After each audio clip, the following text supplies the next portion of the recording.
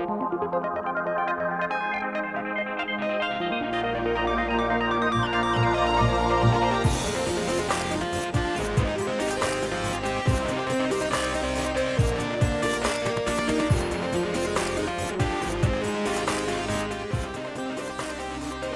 that's right. It's Linux Unplugged Day, everybody. We're just getting the stream warmed up, you know. Some of the things you gotta do before you can really relax and get fully unplugged. You know what might be fun is if we check in on our old friends, the Computer Chronicles.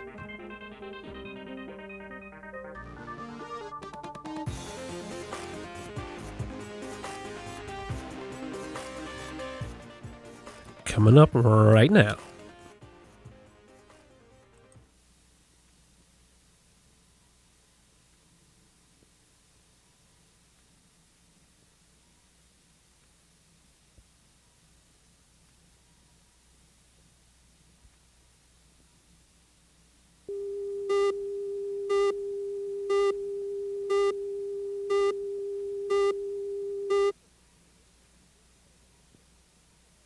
A simple computer runs this elevator system. It knows to park the elevators on the ground floor in the morning and on the top floor in the evening based on the pattern of usage. But what if everyone here were to suddenly go on the night shift? Well, the elevators would still park themselves the same way because the computer would require artificial intelligence to automatically adjust to the changing conditions. What exactly is artificial intelligence, and does it even exist? We'll get the answers to these questions as we take a look at artificial intelligence on this edition of the Computer Chronicles.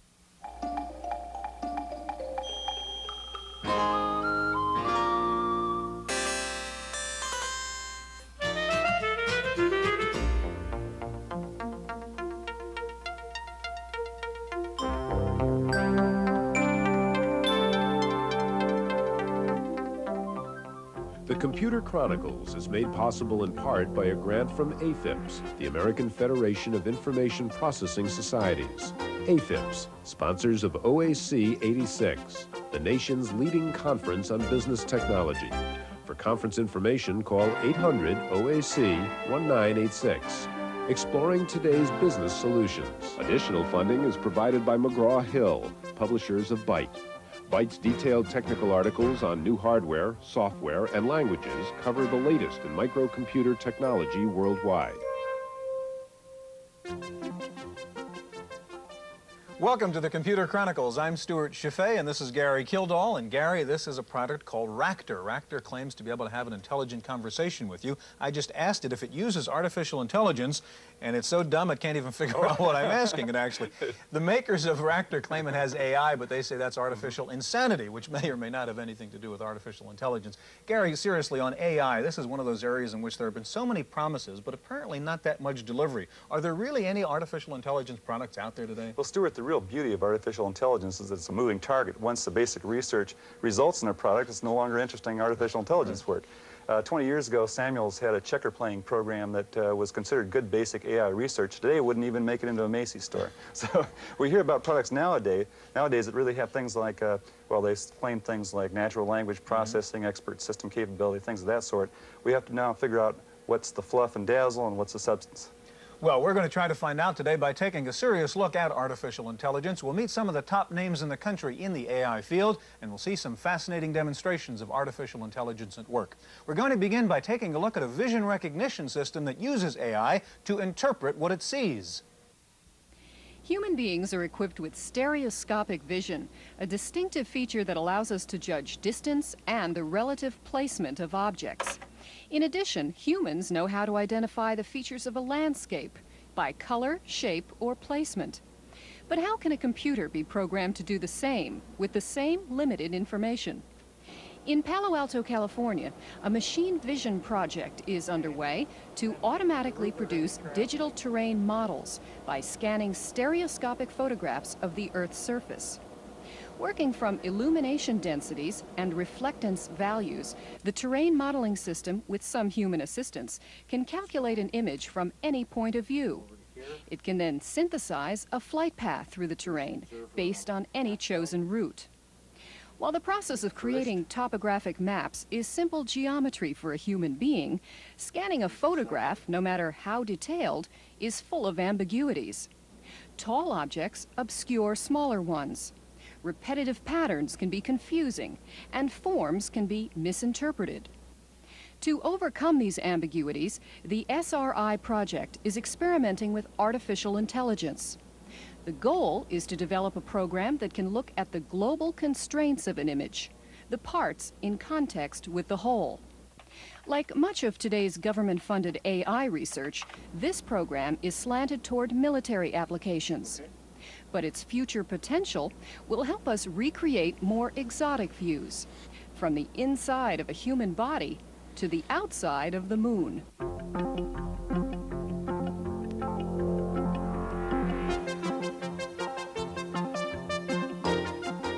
Joining us now in the studio are Dr. Harry Tennant, senior member of the technical staff at Texas Instruments in Austin, Texas, and Dr. S. Gerald Kaplan, principal technologist for Lotus Development Corporation of Cambridge, Massachusetts. Harry? Jerry, the first question. AI is one of those things that people are appending to their products now to make them fancier, add the frosting, and make them sell better.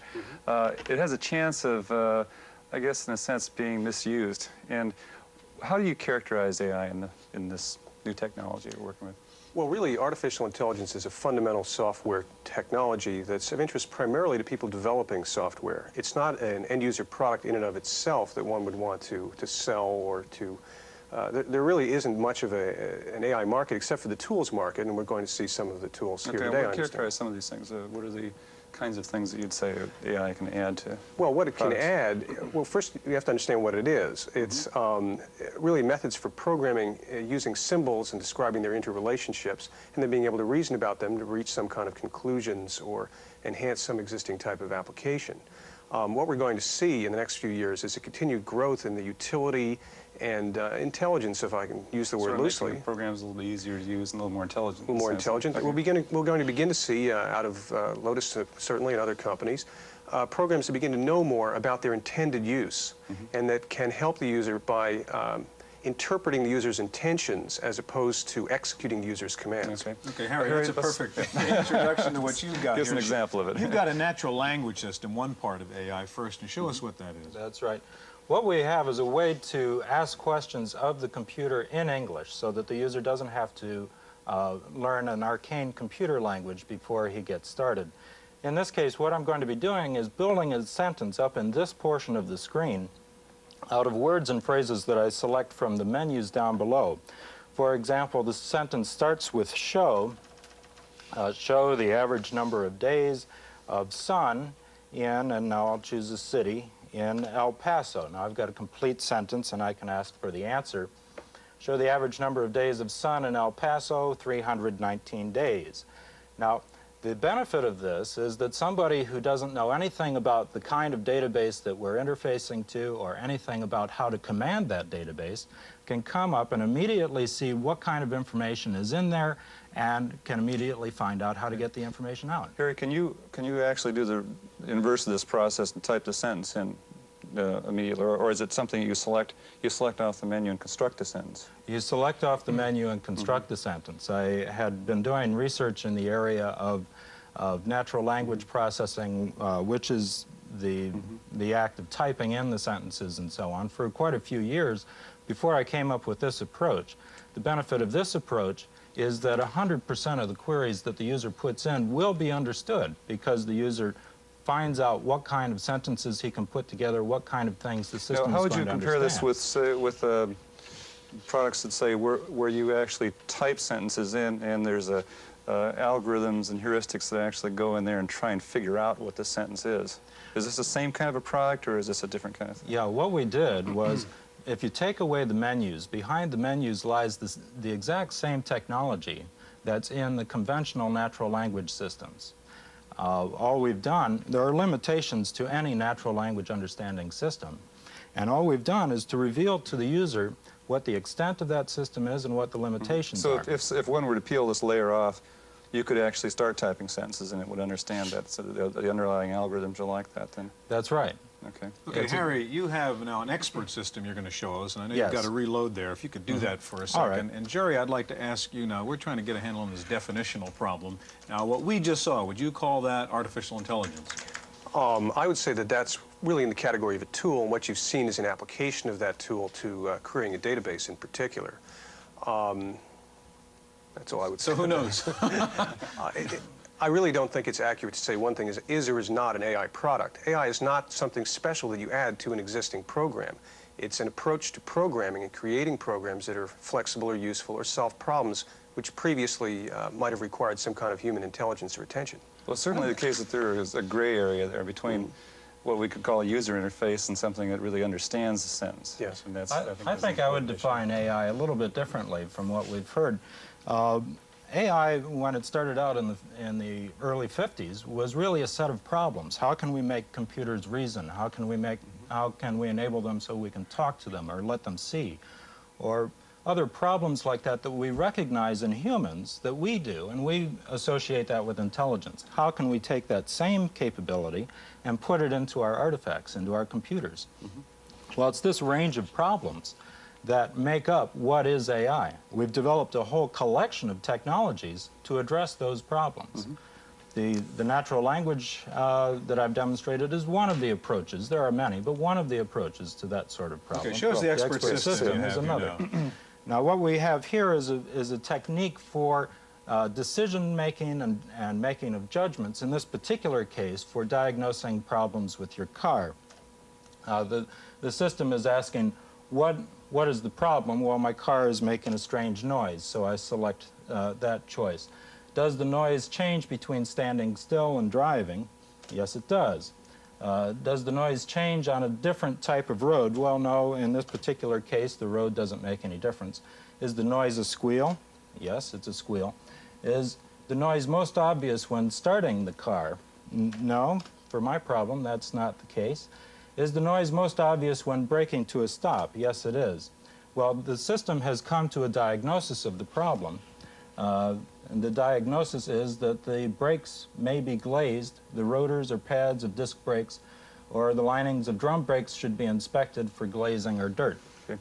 Now here in this particular case, this is again for clarification, how does this differ from, say, just a strict yes or no decision-making process, getting you down to the point where that someone has literally put in all the yes or no answers, get to the final point? Are there judgments and valuations put on each one of these Now, the real difference that comes through expert systems as opposed to other programming techniques is what Jerry was talking about earlier, is the way that the system is programmed.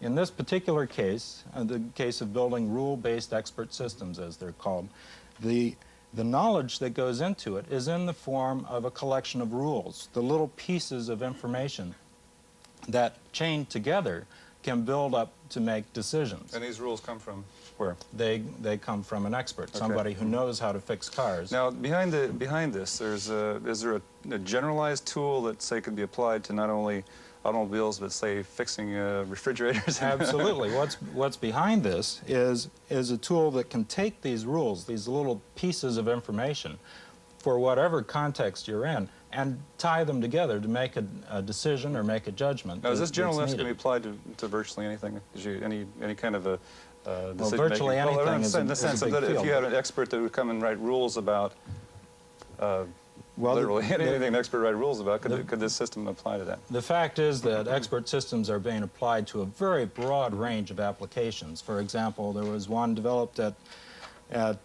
Johns Hopkins for diagnosing poisoning situations that you can have on a hotline. When somebody calls in, you find out what to do about. We've seen that here. In fact, Jerry, we have just about a minute left. You mentioned that at Lotus you are working on some ways to use AI, whatever it is, in application software. Give us a clue as to what areas we can see coming up. Well, I think what we're going to see is improvements really in three ways. The first is new classes of applications and products. And of course, I'm not about to pre-announce anything, so I have to be somewhat circumspect about talking about that.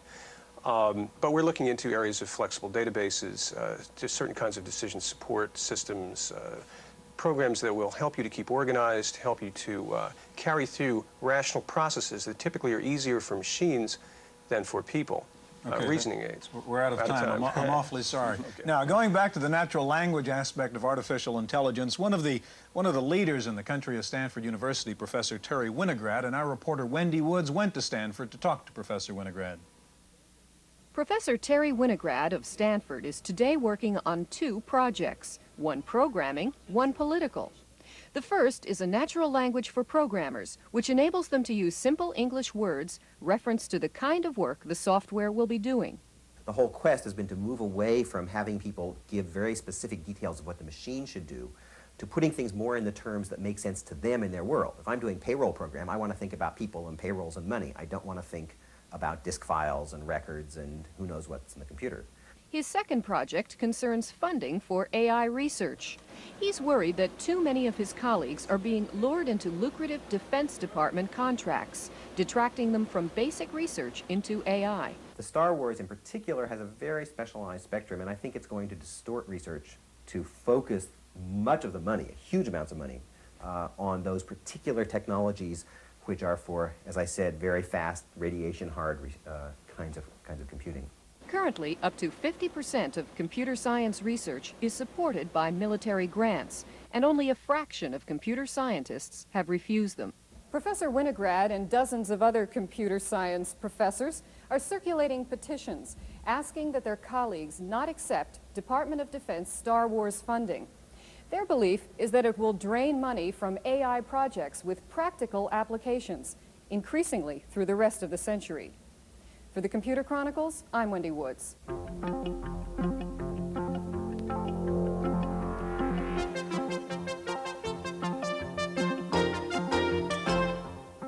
Joining us now in the studio are Gary Hendricks, Vice President of Advanced Technology at Symantec, and next to Gary is Dr. Hubert Dreyfus, a professor at UC Berkeley, the author of What Computers Can't Do, The Limits of AI, and a new book entitled Mind Over Machine. Hubert, I'd like to start with you and say, let's just say, what are the kind of fallouts you're going to see from AI in terms of useful products for people? Well, it's not really my field. I'm a philosopher. I'm more interested in the limits of AI. We'll start at the bottom end. Okay.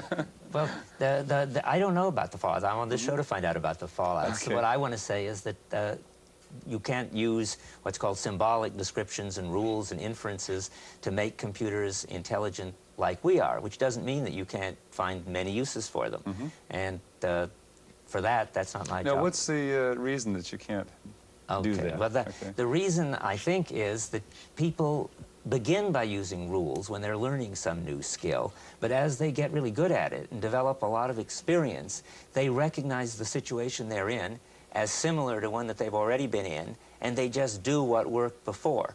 And therefore, they don't need to analyze the situation. In fact, analysis is really for beginners. Intuition is for experts. So that's where the difference is, in intuition that comes into it. Gary, do you disagree with that?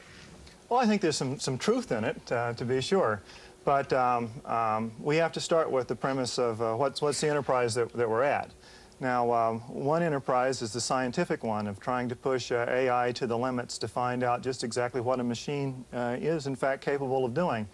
Another is to take the body of techniques that have been developed so far and try to put those into useful products.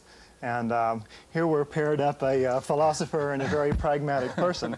My own view is that we haven't nearly reached the limits of what we can do, and what we need to do is take those things that we have discovered, put them into machines, and make practical tools for people. Gary, there's been a lot of activity around Q&A. Can you show us that product? Oh, I'd be really pleased to. What we have here is the top screen of the Intelligent Assistant, unlike the I might have slipped through, by the way. This is called Q&A. Q&A, that's right. We're taking a look at. Go ahead. Okay. The system that you saw from Texas Instruments a minute ago had you make selections from a menu of choices. That gave a great deal of control over what could be said. Here we just let people type in questions pretty much the way that they would like, and we go through, well, you can see the flickering cursor to analyze them. After they've been analyzed, we understand what the user wanted to do. We then automatically write a program to produce this result by looking at the database and formatting the data. And just to make sure that we're in sync, another program looks at that program and translates it back into English. Specifically, what's it doing? So we had here, I want to find the forms for salespeople who earn more than $15,000 and display them for me. and it translates this into select and view the forms on which the department is sales and the salary is greater than $15,000. And after I see that these two are in fact in agreement, I press the button and away we go to the database to pull up the first form which displays information. Now we can step through these one at a time or zoom in on a whole set of them. Having pulled these up off the disk, I can go down and pick a particular one and then zoom back in on that one as an individual. Now the interesting thing about natural language is the ability to ask follow-up questions, particularly using pronouns. So the next question that I'm going to ask here is, now I want to see a report that shows the address and salaries of these people. The "these people" refers back to those sales folks who are earning more than $15,000. Now, let's stop for just a second now. Do you feel like an untrained individual can come here and just type any sentence? Well, you certainly can't ask what's interesting on TV tonight and expect it to work. Let's say it's around the database. I mean, is there going to be a dialogue going back and forth about, well, I don't understand this, and please tell me about this, or because obviously if you type the right kinds of sentences, they can be parsed properly. So what is your feeling? What's your experience so far with that? We're certainly not able to parse 100% of the sentences that are typed. But if your purpose is not to break the system or to push the limits of AI, but rather to get a job done, and you sort of cooperate with the system, then the probability is very high. Is it a training process that goes both ways in a sense? It is. You've got some examples, you teach the system, and the system teaches you. And we'll see that in just a moment. Maybe we could finish this one just quickly. We asked that these be sorted by state, and we also wanted to see the totals and averages. It translates that into the internal query. We go off to the database and pull the information up. And now into the state of California, we get the employees there with their addresses, their salaries, the total for salary, the average for salary, and then moving over spreadsheet fashion, we get the same thing for the field that was calculated on the fly of salary plus bonus. And then also spreadsheet style, you can walk down through the whole report and finally get the grand totals and the grand averages. Okay, show us the teaching part here, Gary. All right, if we take another sentence, that doesn't have a word in it that's known, that has a word in it that's not known, it'll stop. In fact, I've asked if an employee has a salary between the average Harvard man's and John's, do something, and it doesn't know the word man. At this point, I have a number of options. One of them is to teach the word, so I'll select teach. I'll select to teach it as a synonym, and now I'll say that man is a synonym for male, at least in this database. And having done that, we restart the parse process, and this new definition has been placed in the lexicon, so it'll be there next time we want to ask a question using the word man. The question itself is rather interesting. If an employee has a salary between the average Harvard man's and John's, let me see his evaluation and review comments, because in an ordinary database management system, you'd have to ask 3 questions to do this. First, you'd have to find the salary of the average Harvard man, then you'd have to find John's salary, and finally, do yet a third pass after writing down these intermediate numbers. This does it all for you. It also has a problem with John here. Apparently. Yes, it does, because there are 2 Johns in the database. It tells us about that. Now we can press a button and it pulls up a little display. If we know which John it is by name, we can just select it off. If we don't know, we can zoom in on the forms for this. This one makes 32,000.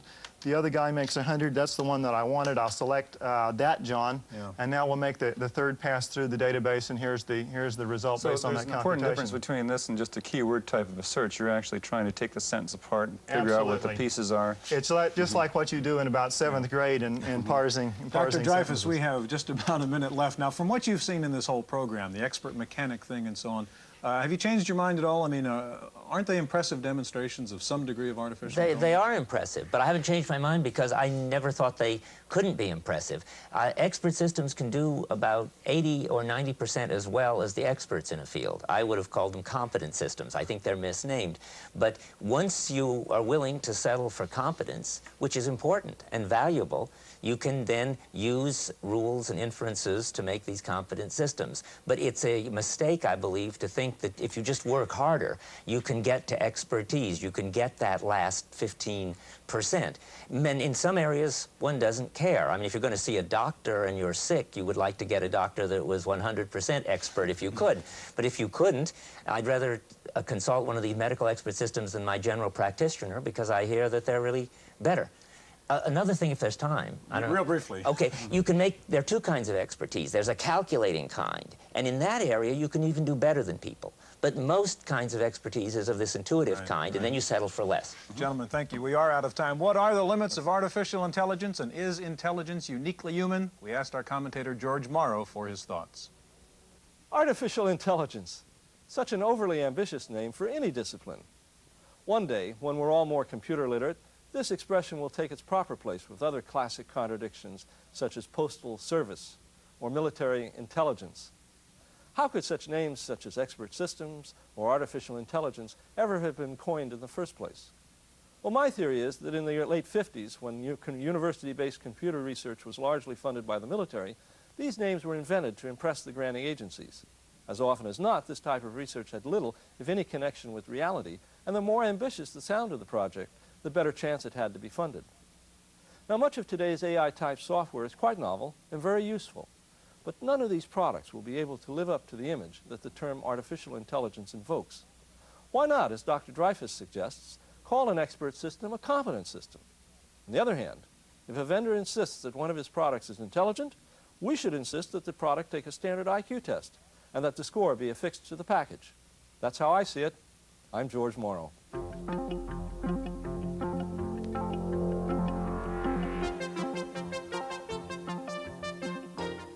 In the Random Access File this week, it's a new year, and projections are already being made as to what kind of a year it will be for computers. Some industry watchers are saying 1986 may be the year that speech recognition finally comes into its own. There are 3 major speech products which could come out this year. First is Ray Kurzweil's Voice Writer, a word processor that you can dictate to. It has a 10,000-word vocabulary. Kurzweil says it just about works in real time. Speech Systems of Tarzana, California is expected to introduce a similar product this year. It will have a 5,000-word vocabulary. IBM has a speech recognition project called Tangora. No word, of course, on when that may become a product. Major research projects are underway at MIT and Carnegie Mellon to develop talk writers, and the Japanese are also investing heavily in speech recognition technology, with NEC, Matsushita, and Toshiba working on new talk writer products. One major event of the new year will probably be the long-awaited introduction of the IBM Lap Portable called the Clamshell. Inside word is that there may be 2 versions of the laptop, one with a 3.5-inch drive and one with no disk drive. The IBM Portable with the microfloppy drive will reportedly come with a utility called Xcopy that will let you copy any software from a 5.25-inch disk drive. The significance of IBM moving ahead with a 3.5-inch drive is that it seems likely new IBM desktops will also convert to the smaller drives, thus setting the stage for the disappearance of the old 5.25-inch format as the standard. The other major bit of news due out of IBM this new year is probably a new graphics version of its TopView user interface, though some reports say the new TopView 1.2 won't be out until 1987. Paul Schindler's here now with this week's software review. It was for moments like these that someone invented the automatic telephone dialer. What a pain to look things up. The same thing goes for computer communications. There are, of course, lots of modems that can dial the phone and lots of software capable of running them. Now there's a breakthrough product called PFS Access. You'll recognize the opening screen and function key assignments. Although software publishing buys its software from outsiders, it imposes a standard user interface on them.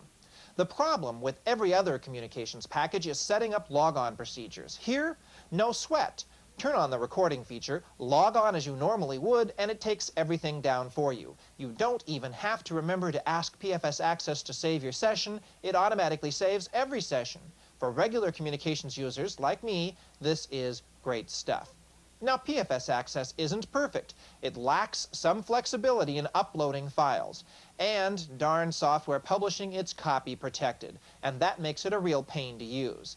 But the gain is worth the pain for PFS Access from Software Publishing in Mountain View, California. For the Computer Chronicles, I'm Paul Schindler. Well, we've heard about it for years, but the National Computerized Yellow Pages is finally a reality. It's actually called American Business Lists, and you can access it for $15 a month plus $1 a minute connect time. The company says it's the equivalent of having a national Yellow Pages directory with 6 million pages. That's it for this week's Chronicles. We'll see you next time.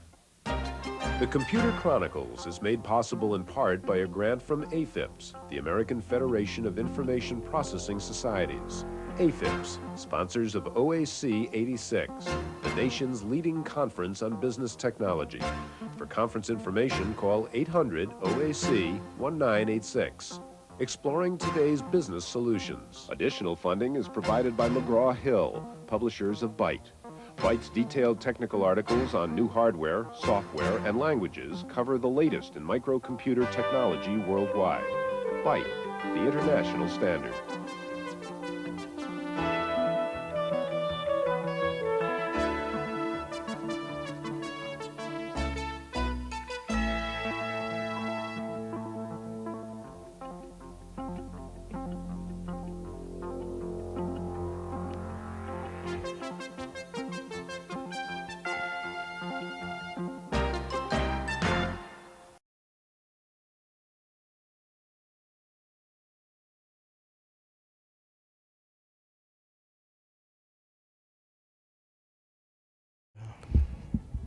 Hello, Internet streams. Thanks for watching the Computer Chronicles with us. We're just getting some things started.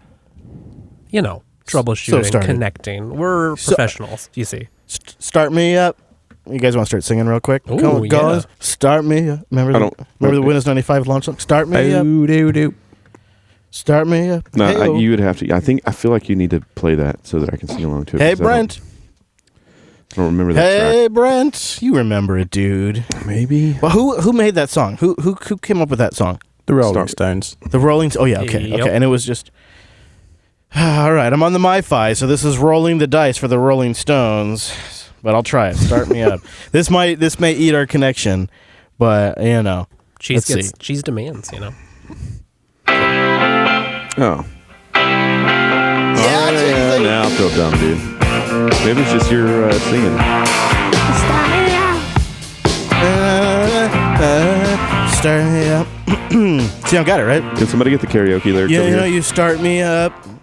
You know, Come your on diction's and not far check off out our start menu. Jagger anyway. It's a new feature of Windows. Just wait till you try out plug and play. Someone should really dub this over like a modern Windows 10 video. Oh, boys. Developers. Hello, Brent. Oh, yeah, I should get us a Hello, mumble. chat room. Hello to you. Hello, everybody. Oh, yeah, I do have that. Where is that? Is that on the Friday stream clip? I think it is. I think it is Friday Stream Clips. Hello to you. Yeah, man. Hello to you. Yeah. Kind I of still makes me think want. that sounds like Michael Dominic. I could hear it a little Really? bit. I mean, I can hear it just a tiny I bit. don't hear a Dominic in that at all. You We don't can hear get him to do a Dominic? reading maybe next episode.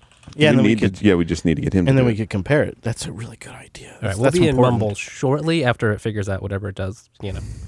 It's doing its All right. thinking stage. It's mumbling. Yeah, that's cool. I understand. It's got to do that sometimes. Old mumbly mumble face. Oh, mumbles.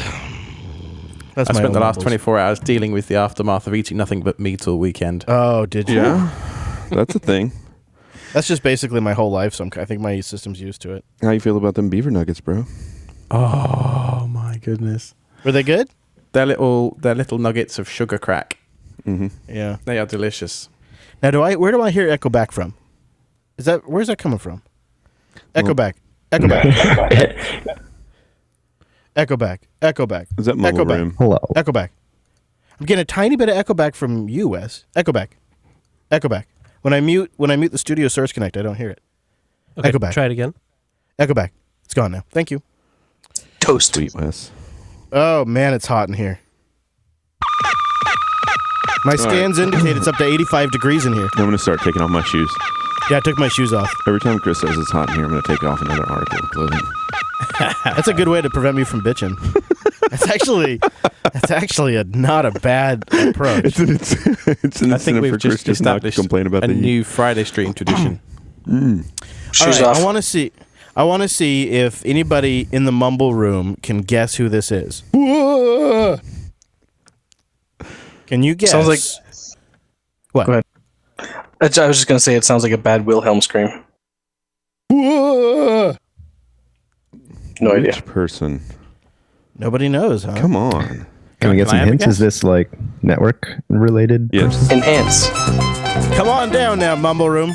It's your opportunity to guess the host. It's a host of one of your fine Jupiter Broadcasting programs. Which host of your fine Jupiter Broadcasting programs had that reaction in a recent show?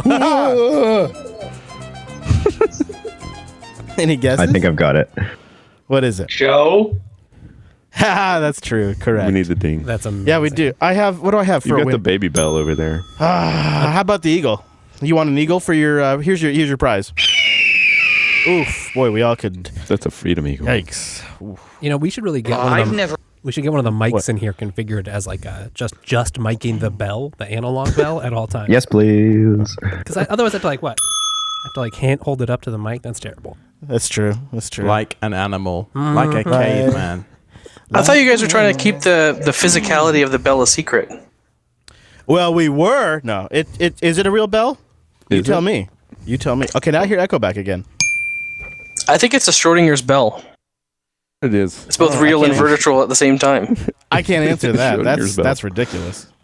That's it's Pavlov's bell. It's the open Susan Only by bell observing real? the bell that you know which it is. Fascinating.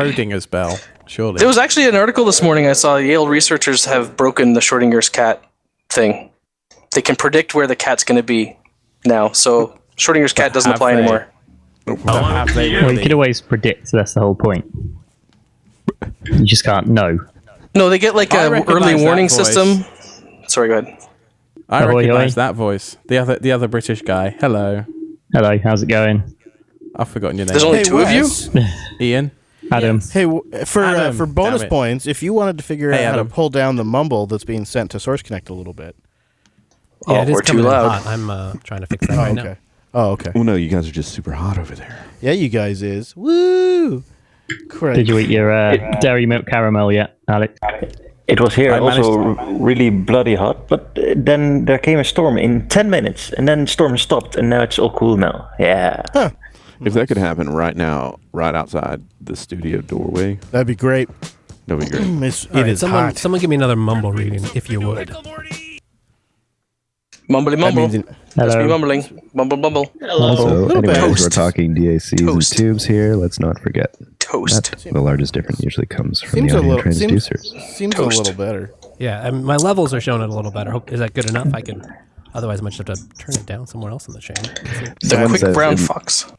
Someone says Yeah, I they're think it waiting might for be the spin-off whoever- show with just the bell. Bell hour, perhaps. Bell has its own show. It's That not a would horrible actually idea. be pretty funny. It'd be like one of those number stations and that are broadcast that you just like do some kind of Morse code with the bell. You can have various bells just like having a conversation. I think that'd be great. Carol of the bells.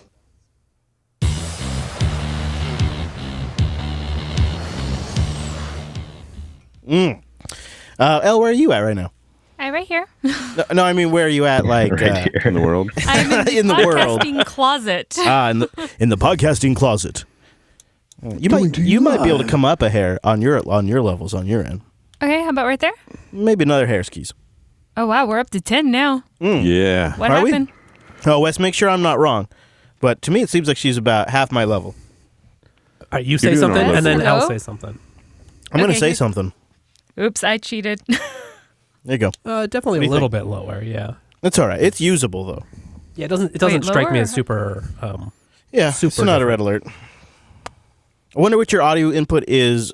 So when you say you're at a 10, are you talking about in the computer software or on the U22? On the U22. I wonder what's your level coming in on your recorder setting on the computer. If you look at the mic level there. I don't know, but I should have known better than to disconnect it to take it to Texas with me. It's all right. I could have It's done it not without bad. a computer. It's not bad. Turn it to 11.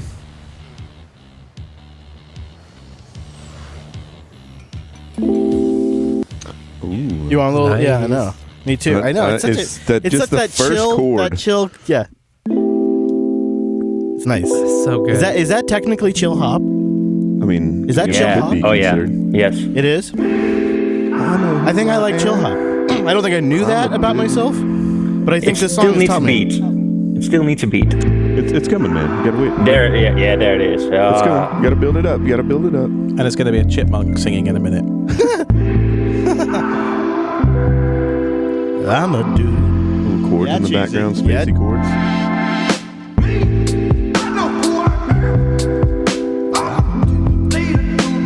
This guy's another dude. I know. Oh, that's the guy that ripped off Red Bean's recording. Kinda. Yeah. He put a video out about it recently. Red Music Recording did. Everybody rips off everybody. Sorry, man. I was listening to Ronald Jenkins the other day, just in the background, and I'm like, I rip off Band-Aids. I recognize that, and then I recognize that. I'm like, every piece of music on Jupiter Broadcasting must be Jenkins stuff. Not Or anymore, almost. but it was A lot of it There's is. a lot of it. Yeah, a lot of it. Yep. If you Well, listen Jenkins to is like a Fleetwood fan, Mac dude. Rumors, Yep. you'll have a similar experience. He How gave long us ago was that? he gave us a perpetual license. Yeah, that was like way back, huh? During last Yeah, days? a long time ago. Oh, I mean, So we're right, trying yeah, our it was- hardest to take advantage of that sweet deal. Although really, we're not really doing very much music anymore. We're shortening things up, making it tighter. Lup has probably the longest intro. I tried to shorten it, but the audience revolted. We do have music on the Friday stream. And in fact, Yeah, if but any that's of your because friends we're out actually there, having music. Yeah. And if anyone's friends out there playing a band or they're Yeah. playing a band, they should send me that music, please. They should send us that music. DJ Cheese. DJ Cheese on the Friday stream. Yeah. Yeah, well, yeah. Chris got a friend. She sent permissions for a couple of her bands, so stoked for that. Yeah. Hey Chris, I've been developing something for the Friday stream. Oh, really? What? Tell me what you have in mind. Actually, You want to see? Oh, yeah. I mean, should we reveal it now, or do we? You know what I'm saying? Like, should we like? Here, I can pull it up to you. I can. I can give I don't know if we want Chris to. a I don't sneak want peek. to. I don't want to like reveal it. But worries. Oh, that's nice. Yeah, I'm showing it to him right now. Jesus, showing me right now. That's nice. That's real. What? That's And the best perfect. part? The best part? That's perfect. You get- No well, way! Shut up. That's well, so I mean, cool. I've got it. With my, You can spin it with your mouse. I love that. Yeah, if it's a mouse and not Don't a touch. Don't know. That was Hold a on. hint. We don't want to give. Yeah, that was a hint. Don't. I picked up on it. Don't give any more away. Don't give any more away. The people have to tune in. Brats to the front of the line. I am. Don't let me forget. I am saving the funniest. Let me see how long the clip is before I. Oh, it can be like 30 seconds. No, it's not even that long. I don't think. We do have a solid clip We have for Friday. Oh, we have a very solid clip for the Friday stream. I'm so excited already. I'm going to mute this so that way people can't hear it. And it is 17 seconds. We have the funniest 17 seconds from Texas Linux Fest in the Friday stream this week. What's crazy is I think from Red Hat Summit we had 19 seconds. Or something and we're like that. down to I know. 17 seconds. Hey, I like it tight, man. It's still a great clip. You guys are gonna love it. Really good clip. Really one of my, probably one of the best clips I've ever captured in my career so far. I would say that, and probably one of the most expensive clips you've ever that too. captured. So we are just about ready. I just realized over here I need to record cheese, so I got to do that real quick. Yeah, I was gonna ask you about that if you're. Hey, gonna why don't local you just me. let me handle? Okay, I am a professional. I got this. He's got internet access. He's got microphones. He's got Yeah. a cheesy. Yeah. Somehow I put my shit on do not disturb, but then like, because it's already 3:30 here. Yeah, you're time done. traveling. You're spent. No, I'm time traveling. Yeah, I know. Peak I know. Chris was like 2 hours ago. It was. You know it. All right, Cheesy, say something. Hey, boy, what's up? Hey, baby. Oh yeah, that All right. Terminator. I love that Terminator. So you stopped in and checked in on the lady before Yep, I when we did. went to that, and she's doing all right. She's doing great. She's doing great. She's ready to go eat some fried chicken. Oh yeah, you talked to her about that. Mm-hmm. We're gonna go to Babes after this. No fair. Yeah, we're doing Babes. Got to mail We're some deaf home to Wes. Yeah, just It's try so to good. sneak that back It's- somehow. It's Packed so on dry ice. You'll need to reheat it in your oven. It's so Just good. put one of those organ transplant containers and get it Amazon droned over there. With the biohazard sticker still on it. Oh yeah, for sure. You don't want anybody else opening it. I'm here. Hey, you're done with that heart, right? Can I have that ice chest? Oh. Wes, we can't let them outdo us. We're going to have to go on another adventure. Oh no, we'll go on an adventure together. It'll be fun. okay, That's a that's team it. adventure. Team adventure.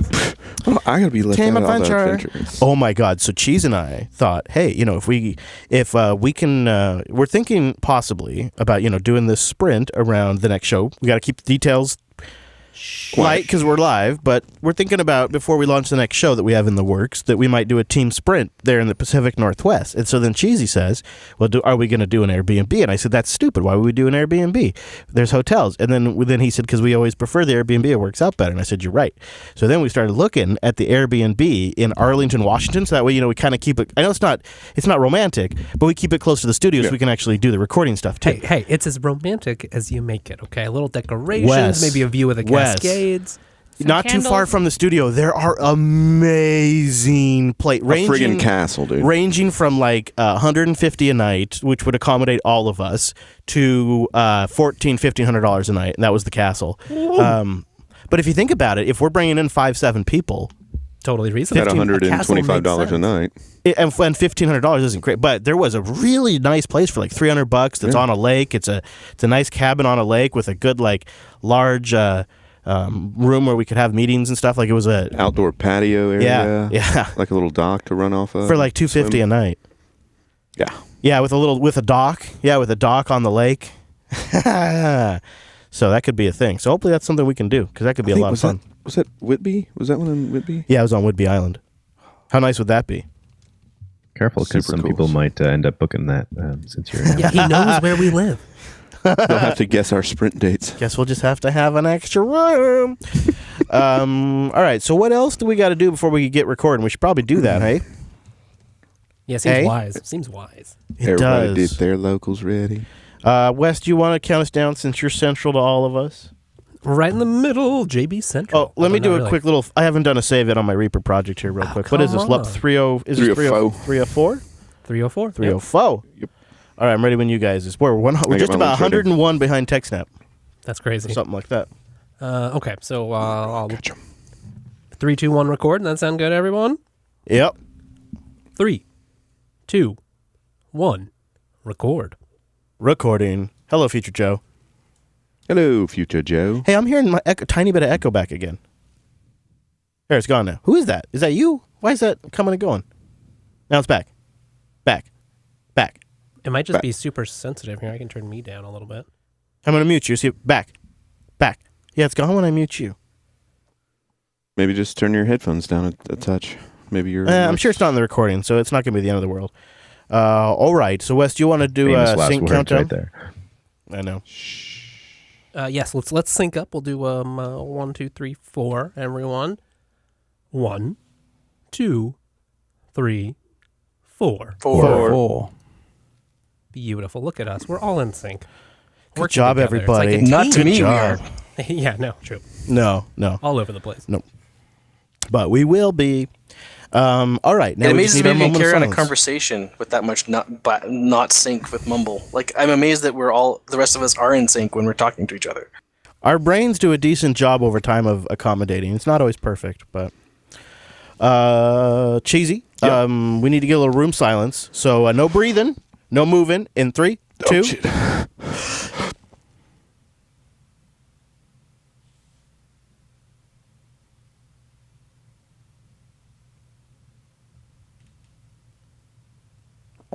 All right, good. Okay. I had my mic off and I still held my breath. Good. I was good. I'm gonna have a mean pee in me. I think when one of those clips is playing later today in the show, but I'm not sure. You're so sneaky. I know. I'll just sneak off. Ain't no thing. Hey, before we start the show, I think we should give everybody a deepfake update, right? Because everybody's probably been wondering about deepfakes. I have a YouTube channel that we're just gonna link it. I'm not gonna play anything. I'm just gonna link it in the show notes. It is getting there, guys. It's getting there. The stuff that really convinced me is they take the Dark Knight Joker and they like put him in other movies. Did you see these videos? Yeah. Well, I haven't watched that particular one, but I have watched a couple of them. The Terminator ones. Yeah. Super creepy, dude. Wes, did you find this? I don't know where that popped up, but I've seen a lot of coverage, and you can tell people are getting a little scared. We already do a terrible job of knowing, what's real information and what's not. So when you can have perfect-looking videos, I don't think it's going to get any better. It's gotten there. It's there now. Like Hollywood's done. I mean, I don't know that it's perfect, but it's freaking close, dude. It's so good. For the average person, I think they would just All right. they would accept it. I leave it to the audience. Go check the link out in the show notes, and then tell me if you think it's there. I think most people, unless you know to look for it, it's there. Okay, there's your pre-show. Are you happy? Are you happy now? I'm happy. God. Okay, now it's time to talk about the Mac Pro. Okay. You gonna buy Finally, that? I've been Send that to my. What's that thing called? What's that thing called where holes and stuff creep you out? Oh, what's the phobia? Yeah, what's that phobia called? Anybody remember? Man, holophobia. Starts with a T. Yeah, it does start with a T. It Exactly. does, It's like It's like oh man, triphobia, something like that. Yeah, something. Trypophobia. Yeah. Something. Trypophobia. Yeah. Yeah, trypophobia. I don't see it. I didn't see it until somebody said that, and now that's all I can see. That's all you can see. Trypophobia. TRIPO phobia. Ooh, yeah, the Mac Pro. The Mac Pro doesn't so much, but the back of the monitor does for some reason. So do you think that there's going to be people that have? Yes, I do think that aren't going to buy it. I think it's going to be an issue. Do you think there are a few people that were freaked out? So do you think there were a few people that were freaked out in the audience whenever they revealed it? Mm-hmm. Well, how many people can honestly have this? Like everybody. 10% of the. Well, obviously you have it. No, I think everybody has it because what it is it's like your brain, your lizard brain is like thinks it's seen rotting flesh. It looks like torn, infected, rotten flesh is what your brain sees. If you go look up images of this, it'll gross anybody out. Well, it's like that one flower. It's like that one flower or whatever that really freaks everybody out. Look up pictures of it. Go Google the term and look at pictures at it and tell me it doesn't freak you out. I think everybody's affected by it. I think it's just different levels of it. You know what I mean? I've seen them. It doesn't bother me, but no way, dude. Cheesy. Look at that stuff. Yeah, dude, you tell me that one. You tell me that doesn't gross you out. That one right there. But I mean, I know it's fake. Just click that brown one above it. The one right next to it. Look at that.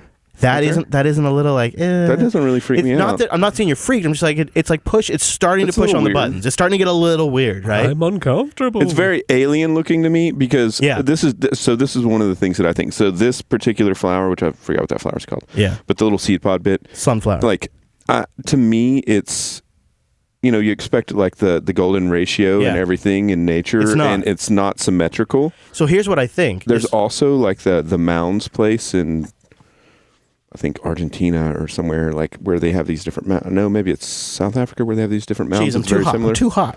All right, I'm taking off a sock. I'm telling you what. I'm not saying it's going to bother a lot. I just think it's their ugliest computer they've ever made. That's all. Whoa. Yeah, that's all. I mean, they've made some weird ones. No, I mean it's a real stinker. What do you want, like the lamp back? Oh, by the way, $1,000 for a stand. Do you realize that monitor costs more than the entire iMac G4, which had a built-in stand on an LCD screen on an ARM? That monitor costs more than the entire iMac G4 computer fully loaded. You just need the courage to buy it, Chris. Come on. But you don't want a bad stand if you've already spent that much on a monitor, right? But why wouldn't they throw in the VESA like mount adapter for free? Have you heard of Apple seriously, before? $100. I mean, I have, but if you're going to drop $10,000 on a display in a base rig, right?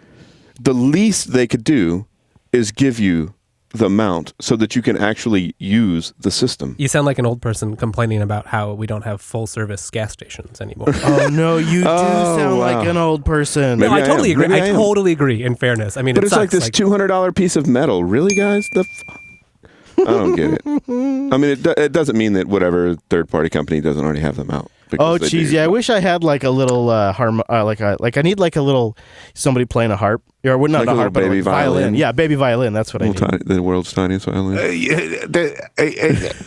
All right, everybody. Before we get started, one last guess.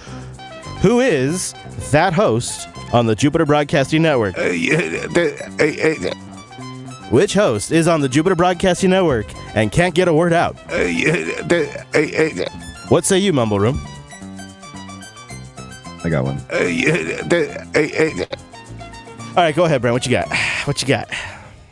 Either Sylvester Stallone or Popey. Yes, sir. Very good. It is indeed Popey.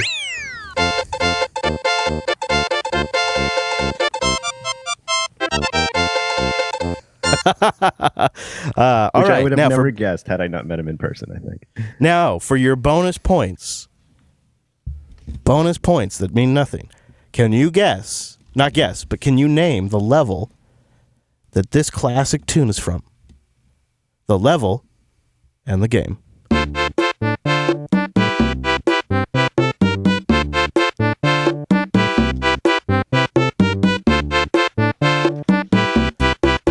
What do you say, Brent? What's that? What classic game and level is that? I hardly recognize that one, but it somehow makes me want to swim underwater. Oh, it's close. It's close. We It's have a guess close. from Bite Bitten of Yoshi level. It's close. It is all good guesses, all really good guesses. Does anybody in the before I The RC Byte says the Yoshi level. Okay. All right. Anybody else? Any other guesses before I name it? Selection screen from some Star Mario World. game. It is Star World. It's Star Road. Yes, good job. Well done. Who was that?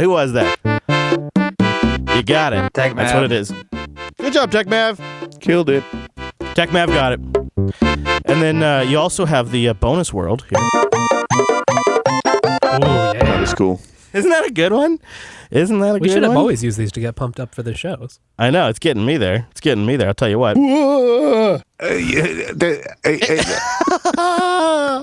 It's like the most boring rave I've ever been to. All right. You want good taste in raves, okay? I've started up my absolutely. recorder. Conversion in progress. I think that means we're ready to go.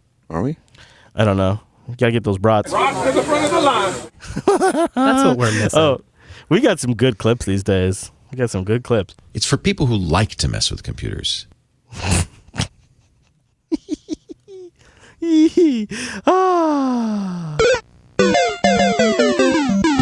All right. Well, here we go, everybody. Wes, if you will batten down the hatches appropriately and whatnot. In fact, let's see. Yeah, I can't really mute myself, I suppose. No, you cannot. The mute groups now will mute me. Jeez. A new brave world I have entered into over here. Happy to report WireGuard still chugging along for the old iOS. Isn't that amazing? Getting updates here and there and everywhere. Yeah, yep. Good old new network manager update. Well, that was a couple of weeks ago. Yeah, but it ain't shipping yet on your distro. It ain't on your distro, but I got it on my iPad. You guys couldn't see the sass that he just gave me, but he absolutely just sassed me with that. I could hear it. I got it on my iPad. Now if I can just get the iPad in the damn stand. Oh, God, it's getting really Chris, hot. you're about 4 states too far to the left for that. I'm never too far to the left for that. How much did that iPad stand cost you? I don't know, man. $200. Why isn't I can't get my X32 thing to connect. Oh, man, what's going on? Wes, it won't connect to this mixers. It's fine. It's fine. Everything looks fine over here. I know. I'm sure it might be maybe my WireGuard thing is down. Is my WireGuard thing down? It's so reliable, I don't even check it. I just assume it's working. It says it's active. I can do a little finagling too with the restricted casting, etc. It's fine. Yeah. Thanks. Yeah, just watch that for me. That's basically what I need. Wes. You know what I need. I know what That's you basically need. it. That's basically what that it. boy need. All right, guys, let's do this thing. Here we go. In a 3, in a 2. Welcome to BSD Unplugged. Haha, never gets old, really. Okay. No, for reals now. Cheesy, you gotta be quiet over there because I'm gonna be recording. Okay? Yep. All right. In 3, in a 2.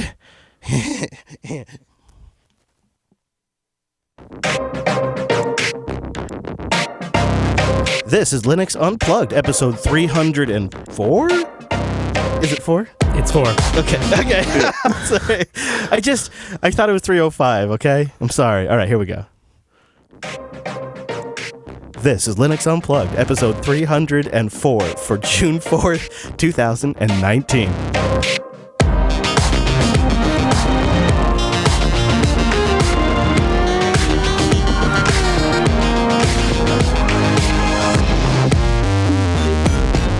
Hey there, welcome in to your weekly Linux talk show, Linux Unplugged. My name is Chris. My name is Wes. Hello, Mr. Payne. It is a warm and packed episode, just hot out of Grandma's oven. This week, we went down to Texas Linux Fest and had our minds blown. Mr. Cheesy's here in studio with me. Hey, what's up, guy? Hey, Bacon. How's it going? Oh, I'm doing good. You finishing up your post over there? Oh, my post is finished. Yeah? It's rocking and rolling, yeah. Right on. The Texas Linux post is up. Post? It's a post. You we're going should to check it out because, oh man, there's some pictures in there that will make you salivate. That's true. We're going to talk about that today, but also some community news, as well as a big congratulations to someone in the community, a bit of housekeeping, some picks. But before we can do any of that stuff, it is our duty to say a big holler to our virtual lug. Time-appropriate greetings, Mumble Room. Hello, everyone. Hello. Hello.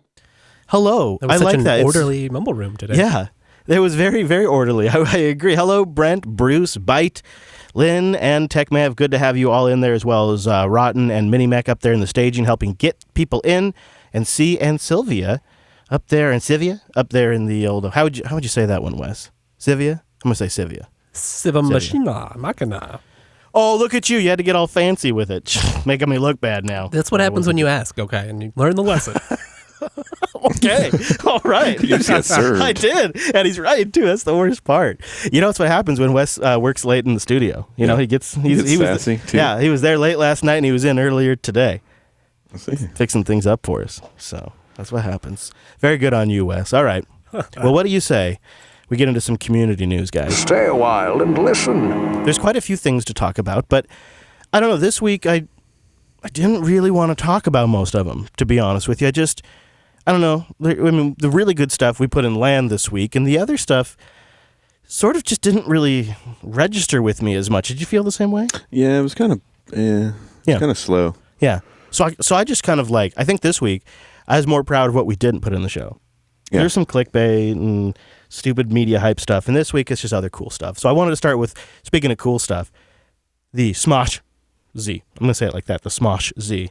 It's supposed to make its formal debut at E3 next week as we record this, but it is a handheld in its current form that is fully AMD Ryzen powered with the V165B system on a chip with Vega graphics, and it's running Linux. Say what? Yeah, you can have it all to yourself, starting around $629. That gets you 4 gigs of RAM and 64 gigs of onboard storage. There's a nicer model, too, all the way up around $1,000. That's 16 gigs and 256 gigs of storage. Yep. So it's supposed to get announced next week at E3, but Phoronix and others don't expect it to begin shipping until later this year. But if you look at it, it's essentially got a phone LCD-like screen in the middle with a split-up Steam controller on the sides. That's exactly what I was thinking when I saw the little Joy-Con. Yeah, it's got the sides. touchpad thingies, just like the Steam controller has, and it's a full Ryzen stack. There's been rumors of this thing before, so this isn't the first time. In fact, they were even teased it back in 2015 when AMD was looking for a partner, but they've got actual promo videos now, and they've got people they're sending to E3, and they've got press kits they're sending out. So we may have ourselves a handheld Linux device here. I noticed so far no mention of battery life. That makes me a little bit worried. Yeah, good catch. Yeah, and I'm hoping it's one of those ones where maybe you can just swap the battery out. That would be great. All right. Give us that sort of device. I'm going to go into sales mode here because that's exactly what I was thinking. So, Brent, you're my potential customer in this scenario, and here I'm going to try to sell to you. So, Brent, what I have here is a nice portable Linux gaming device. It can play some popular games such as, and it also has a removable battery, and you can put a battery in there. It's easy to do, such as well as expandable storage with an SD card, and it'll support up to X. And, well, Brent, we just think this would be a great gaming device for somebody like yourself who's on the go. You don't have a lot of extra room in your bag. You just slip this right into your bag. You could put a couple extra batteries in there, and this thing will be a playable device for an entire flight. Did I sell you? Where do I get one? I think the battery. Really?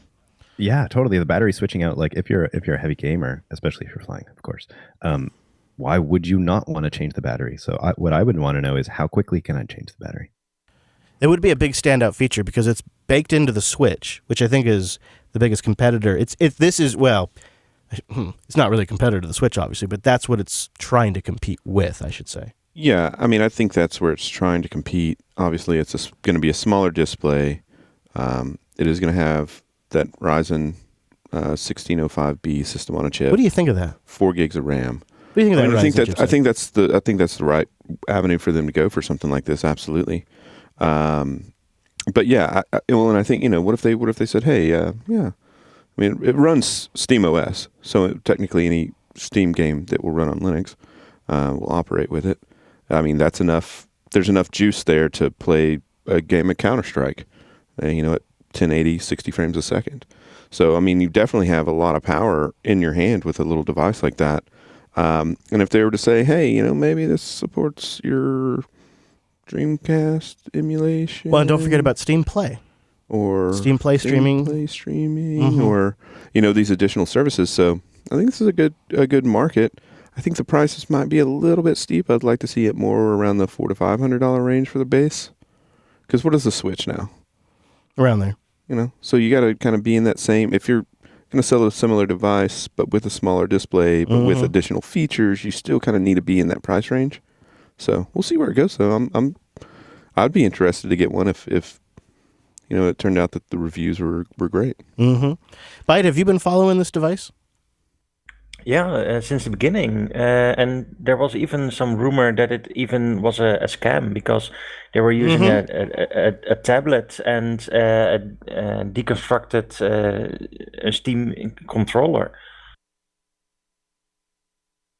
And now, I at that time I purchased the GPD Win, and that one was a blast for that time. But the Smaxi that it finally came out or coming out how it's supposed to be. Yeah, it may be. It's not out yet. It may be still the rest of the year before we see it. Yeah, and by then will we be as impressed by the Ryzen chipset? I suppose it depends on what games they really push for it. What they try to sell it as. Well, I mean, with the large one at 16 gigs of RAM and 250 gigs of storage, 16 gigs of RAM on a device like that. Yeah, I mean, whatever display they throw in it, you're going to get a 60 frame rate out of something like that. It's a pretty reasonable price difference too, right? Like, and where else do you get like 4 times as much RAM for a couple $100 extra? That certainly doesn't happen in the Mac ecosystem. Absolutely. I don't know though. What do you think, Wes, about the heat something like that's going to produce? It's got to get hot. Yeah, that's a good question. Hot. I'm worried about the battery life, and is it going to ship? There's might actually ship in this title here for the story in linked in our show notes, of course, and that's just never a good omen. When you have to be hopeful as the journalist reporting on it, it doesn't leave me in a very hopeful spot. One of the stories that got me grumpy this week. And I don't really feel like talking about it much because it's wait and see. But this stuff that Chrome is doing with the ad blocking, they're making changes to their manifest list. We've talked about it in LAN, and it's still up in the air. No final decisions have been made on this thing that right now is people very upset about potentially really limiting the usefulness of ad blockers. And it kind of just got me in a funk because I really don't like where we're going with so much control in Google's hands for the web. And how they are now it's like if you could have made a worst case scenario how they would leverage Chrome, they're doing it now. And you watch what they're doing with AMP, and I just don't like the direction it's going in. It the makes portal me suspicious. To Google's world, man. I know, but it makes me suspicious of everything that they're doing, and I don't like that feeling. So the one way that I kind of push back is I'm like, well, all right, let's start looking at alternatives. And I remembered about our friends over at PeerTube. We haven't talked about them in a while. And this is kind of, replacing YouTube for me would be a major accomplishment by the open source community. If we could get it replaced with something that was open source and it took off and people started having their own self-hosted YouTubes, and it's not crazy. I mean, look at all these different industries that are now doing their own streaming services. Yeah. Maybe these same companies would want to have their own YouTubes, and let's hope they could base it off something that's standard. I will say PeerTube is kind of a technological accomplishment. I don't use it all the time, but I've played with it and I've watched a significant number of videos on some of the various hosted instances out there. By and large, it just works. I'm really impressed with that. Yeah, we've had members of the community set one up for us in the past and moved it around a bit, and they've just released a brand new version which adds, I'm very, very, very happy to say, playlist support, including watch laters, private playlists, public playlists. They've also added experimental HLS support, which has better bandwidth management for both the client and the server. Just a whole bunch of other stuff, including user management, optimizations, SEO improvements, adding a not safe for work policy and filter, and being able to block and blacklist that stuff if you don't want it.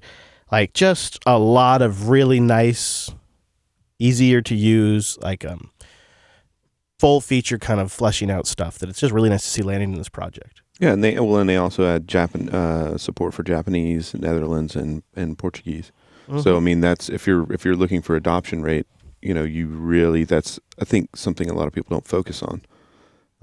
If you want to make this something that everyone is going to jump on board with and use as a standard, you need all that documentation there for everyone. You got it, girl. You got it. Well, look at that. Coming now into the virtual lug, Mr. Popey and Wimpy. Gentlemen, great to see you. How are you both? Dudes. Good evening. Very well, thanks. Hello from Texas. Hello. We're still down here. We just did Texas Linux Fest down here. Yeah. So Cheese and I we're down here in Texas. Mm-hmm. Gonna go get ourselves some Babe's chicken tonight. Oh yeah. Mm-hmm. The world's finest fried chicken. Just not fair. Been enjoying myself, the Ubuntu podcast, as always. Been a very fine season so far. We just finished recording 2 more episodes. I suspected that might be the case. Nicely done, gentlemen. Nicely done. I look forward to hearing them. And also, a tip of the hat to... This week is a week of 3 episodes. Whoa. What? Yeah. So a very special live recording. Oh, right. Right. That's very... When is that? We should plug that. So that's this Saturday coming. It's Foss Talk Live. Mm-hmm. Joe will be there as well. And it's just a great mashup of different podcasters in the area. They're going to be recording their shows. They'll do a mashup show. They'll do their own shows. It'll be great. And some drinking, I bet, will happen as well. Well, it's in a pub, so I think that's inevitable. No. It just helps to grease the shows. That's right. Yeah, by the last, whoever's on last, they're going to be struggling. Yeah. It's a little bit dangerous this year because in the past, the pub hasn't opened till like 5 o'clock in the evening, but I hear it's opening at midday this year. So yeah, there's danger of, I'm gonna have to control ourselves, I think. Otherwise, Popey will walk out of there sounding like this.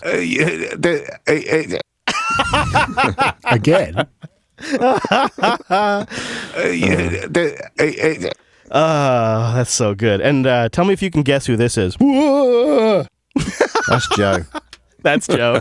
So good. My soundboard gets better and better every week. I love it.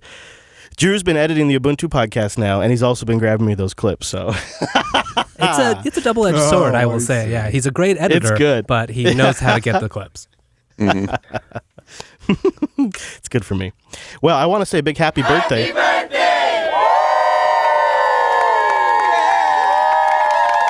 Phoronix turns 15 years old tomorrow as we record this. Awesome. Yeah, Michael Erbel has been churning away at that now for 15 years and 11 years since the Phoronix test suite launched, which is a hell of a benchmark suite. And to celebrate the 15th birthday, he's working on a whole bunch of different articles that'll be pushing over the week and the month of June. And it's also not a bad time to go sign up if you want to support his work over there because he's got a sale going for the birthday. Yep. That's good for him. $15 for a year. Dude. Yeah, that's a pretty good deal. I signed that up. is a solid deal. Mm-hmm. That's a solid deal.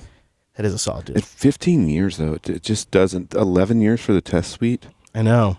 God, I'm so. And he just hustles, right? You see the amount of stuff he publishes basically every single day. Yeah. It's exhausting to think about it, to be honest. And it's so much more work than we can even understand because that's the thing about content creation. It's always way more work than you could know. And so I know that's true for him too, even though I'm not a writer.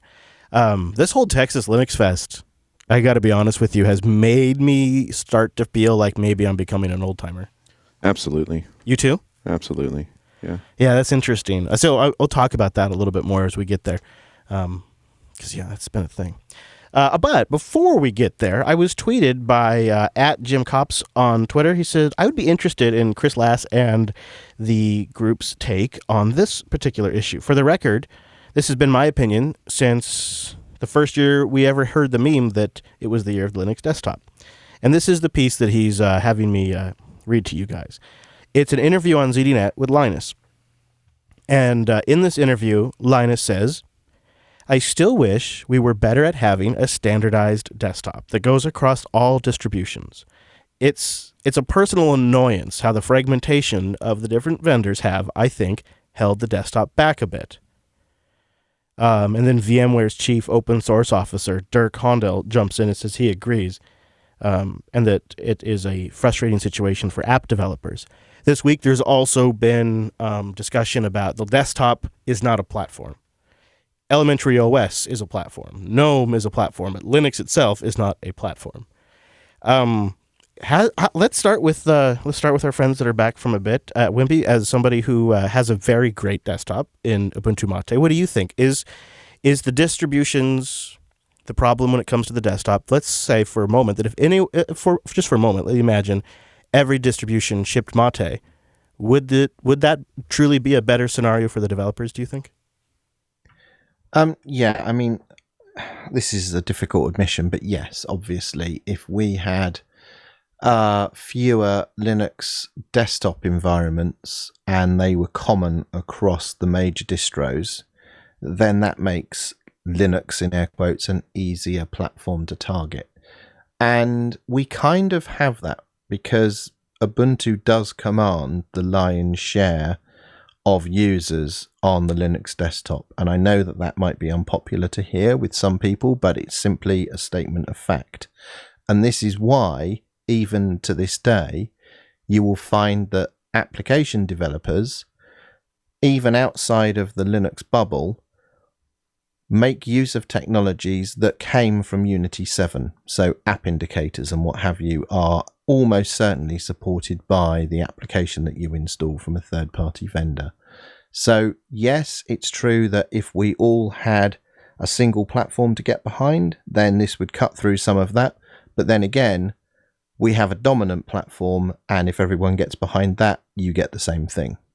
So I want to take that part of your question, and I want to bounce that to Popey here in a moment, but I want to follow up with you and say, so if that is true, then do you believe that the cost of having Ubuntu Mate and have it do its own thing is less expensive than the cost of one less group having all of their effort behind a common desktop? Do you follow my question? Yeah, I do. And it's something I was reflecting on quite recently, actually. I was asking myself, am I actually helping or detracting from the greater good here, by me, having my own little project that services the needs of me and my friends and my family? Am I doing a disservice to the wider community because I'm being selfish? And the answer is, well, yes, I am doing a disservice, and yes, I am being a bit selfish. But then again, I'm doing the thing in my spare time that interests me, motivates me, and I get enjoyment from. And my creative pursuit happens to be a desktop operating system. And for somebody else, it may be painting or sculpting or playing an instrument or singing in a choir or whatever. And I'm not in a position to tell those people how they should spend their free time in order to get enjoyment and creative endeavor from their efforts. So selfishly, I'm sorry, I don't care. I enjoy making the thing that I make. I make it for myself, my friends, and my family, and I will continue to do so. And I realize that there is some damage there to the wider Linux ecosystem, but then again, I'm slightly privileged in that I can see the statistics that the Ubuntu report gathers. Every time you install Ubuntu, you can say, send my hardware specs back. And Ubuntu Mate is actually very popular when you compare it to other major distributions. But when compared to Ubuntu proper, it's a fraction of a rounding error. But Ubuntu Mate is still way more popular than a load of other distributions. So I would say the answer is there for us. It's get behind the big player, which is Ubuntu. And that solves your fragmentation problem. Target Ubuntu. All right, so let's go from there. And I would also add, just to your answer, more free software doesn't really hurt anybody. And right. Popey, is that almost the only solution? Is in a world where everybody is scratching their own itch and freestyling, and it's an organic process of creating software where the strongest survive is the only way to really kind of dominate this market and set a standard, just to be the huge obvious winner, because you can make a free desktop standard, but it doesn't mean anybody's going to follow it. Somebody just has to set the standard by being, don't they? Yeah, I unsurprisingly, I agree with Martin. We've already got that standard.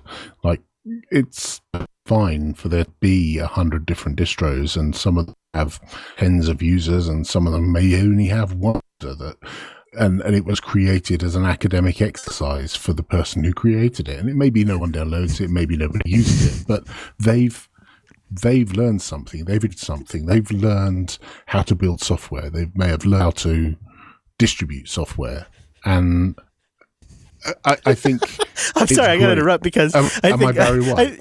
Yes, which is so great. Geez. Because if we would just get behind one sound system.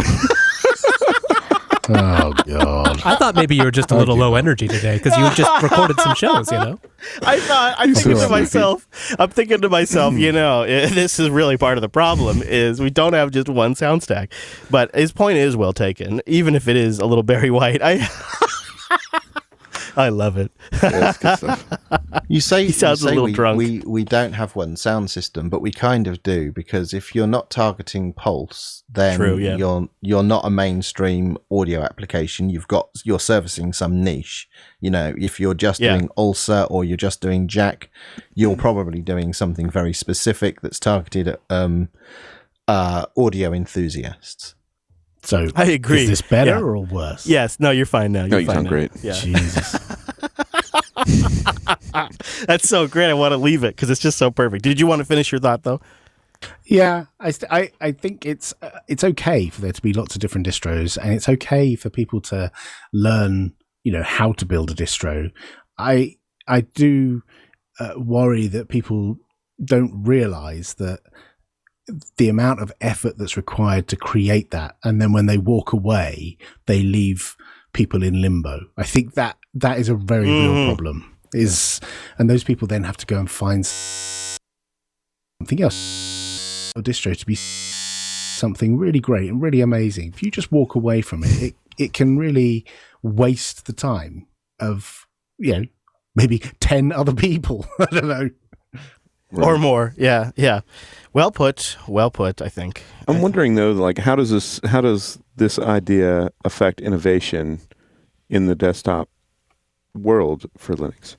So if we just stick to one base framework, whatever that is, one desktop environment, one style, toolkit. How do we get to that Minority Report UI desktop that we all want to see? Or how do we, we have to leave this open so that people can take it and run with these tools and make this. But I agree. I do see, building a distro, running it for a year and then dropping it and then leaving 500 people in limbo is definitely not the way to handle it. I think you touched on it though. It's like, go ahead, Wimpy.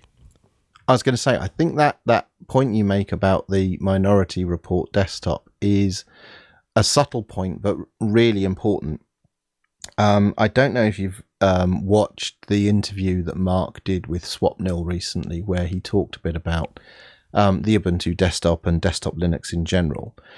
But Mark made the point that the Linux desktop has failed to succeed because we have broadly followed what Windows has been doing and been trying to reach feature parity with Windows. And what we haven't been doing is being bold and trying to create something distinctive and compelling that brings people to Linux because it is different and compelling and a step change in functionality.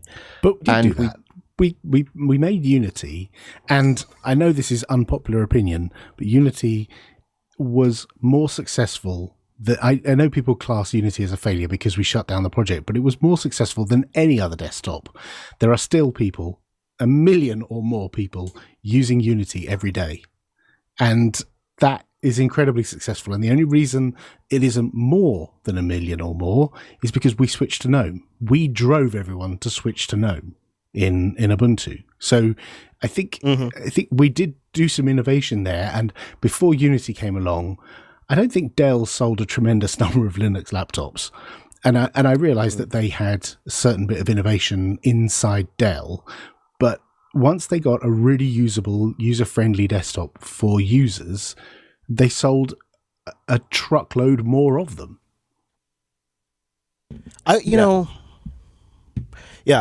Here's my thoughts on it. Is everybody that writes about it in the sense of it's failed or it's never going to work.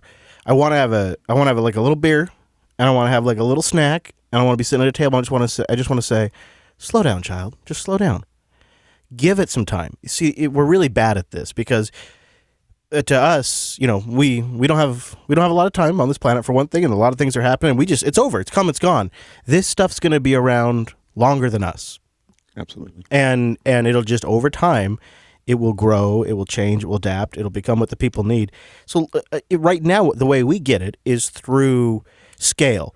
That's the state we get today. We get standards by scale. That's why Google is bending the way the web operates now, because they have scale with Chrome.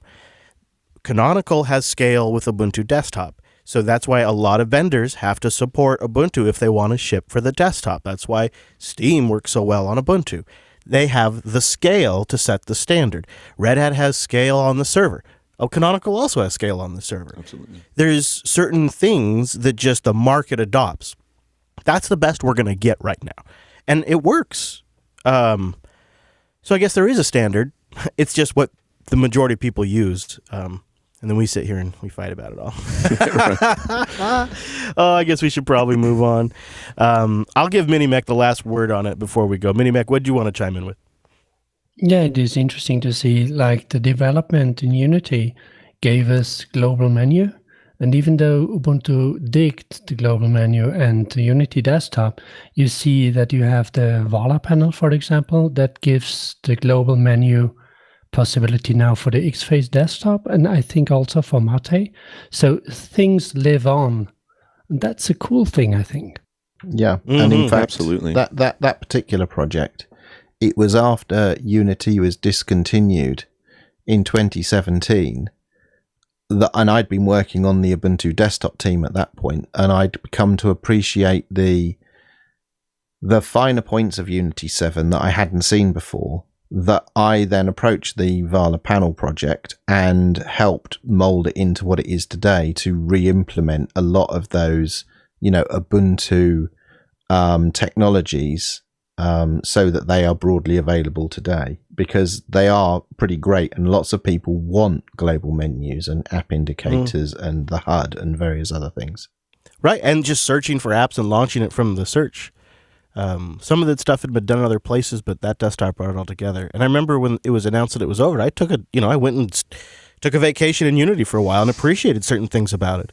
But we have pulled a lot of the best elements forward, I think. Alrighty, sir. Well, before we get into the Texas Linux Fest stuff, we do just have a few items in housekeeping, some really good stuff this week. Number one, probably the most important. Do you remember how many seconds I said it was? Was it 17? 17? Is that what it was? Yeah, 17. It was 17 seconds. I'm positive it was 17 seconds. The best 17 seconds. Look it up. From Texas Linux Fest. The best 17 seconds from Texas Linux Fest will be in the Friday stream. Hilarious moment happened. I happened to have my microphone going, and we happened to catch it. Let's see, were you right? Yes, you were right. It is 17 seconds. You were right. I told you it was right, Jim. It was also one of the most expensive clips that I've ever gotten. And also, I think I'm going to owe Elle an apology. But all that will be in the Friday stream, so check that out at fridaystream.com. Should be pretty good. Get a chance to hang out with those of us here on the show that, turns out we're human beings. We got other things going on, too. Yeah. Talk about it there. The laid back show. It's going to be live at 1 p.m. this week. I'll be back in Seattle, 1 p.m. Pacific, jblive.tv. Get it converted in your time. Also, got a whole bunch of meetup stuff coming up very soon. This Friday in San Antonio, unofficial hacker family dinner, meetup.com/Jupiter Broadcasting for details on that. Elle's going to be at B-Sides. Elle, you got anything you want to say about B-Sides? Maybe people can find you. Yeah, just look for the hair, as you always say. And it's going to be myself and Allie, so no matter who you find, you're going to find someone who knows me. There you go. Yeah, and the dinner details are at meetup.com/Jupiter Broadcasting, also coming up very soon. is our next study group.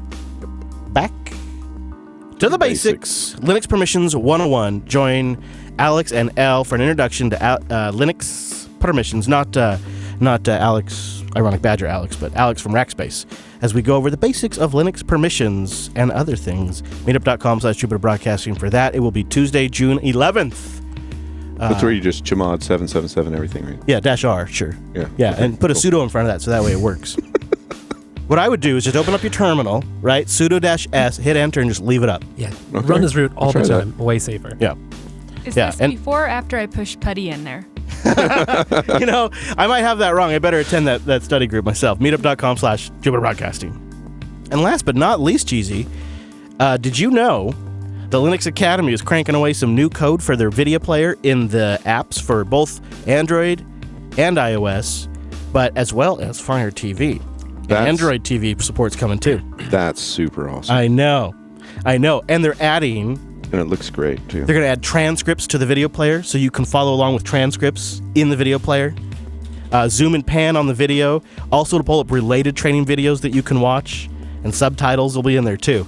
With a whole new UI for the video playback too. All that's coming soon to the new app. So I want to let you guys know, if you don't have the Linux Academy app, you can use it now for free as a community member if you're just signed up to the community edition. So that's really great. Check that out. We'll have a link in the show notes for that. We got a lot going on. And that last study group we did, that was a good Don't Be turnout. Famous. Learning's all about the Kubernetes. Securing your Kubernetes. Your Kubernetes. That's up on the YouTube. YouTube.com/Jupiter Broadcasting. That's up and available for anybody now. And it's good too, because honestly, that is a packed study group. So you're probably going to want to watch it a couple times. I know I did. No kidding, right? The Kubernetes is thick, but that was great. Hart really does a great job of just breaking it down. Yeah, absolutely. You know, somebody really understands it when they can explain it simply, right? And don't forget, the notes are available on the GitHub. Boom. It's magic right there. That is some magic. Yeah, that's something Elle's doing that's really cool, is she's publishing the notes for the study groups, so that way you guys can follow those along as well. That's all good. So, and that GitHub is meetup.com/Jupiter Broadcasting. That right there is a packed housekeeping. We are cranking stuff out these days, and so we just try to let you know about it in the most efficient way possible, without tying things down too much. So we are down here in the very, very warm Texas. It's 83 degrees in the studio right now as we record. How you feeling, buddy? I'm feeling good. I think if you keep, I'm literally, I'd have no shoes. You stop and I have one sock on. Cheese is taking one article of clothing off every time I complain about the heat. We're going to need special music for that. I know. It's brutal in here. I mean, there's no lie. It is brutal in here once the doors close. Yeah. All right. Well, so let's talk about Texas Linux Fest. It's the little conference that could, and Elle is a volunteer there. So just full disclosure, there, we do have an insider on the team, so we may be biased, but we've gone before. We think it's pretty great, and I want to start with the most important part, and that's the meetup, the dinner. It's meetup time. We're at the Hard 8, standing next to the smoker right now. I'd say it's about 120 degrees or so here, and the room is filled with smoke. You walk in, and it's nothing but smoke.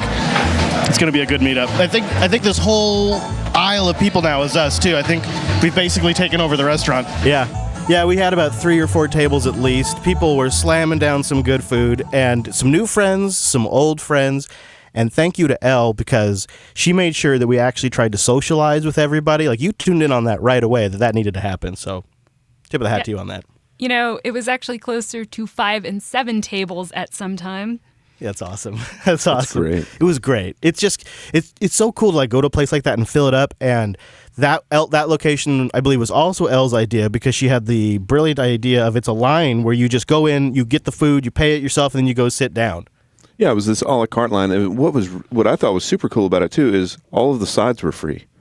So like if you wanted the mac, did they tell you that? No.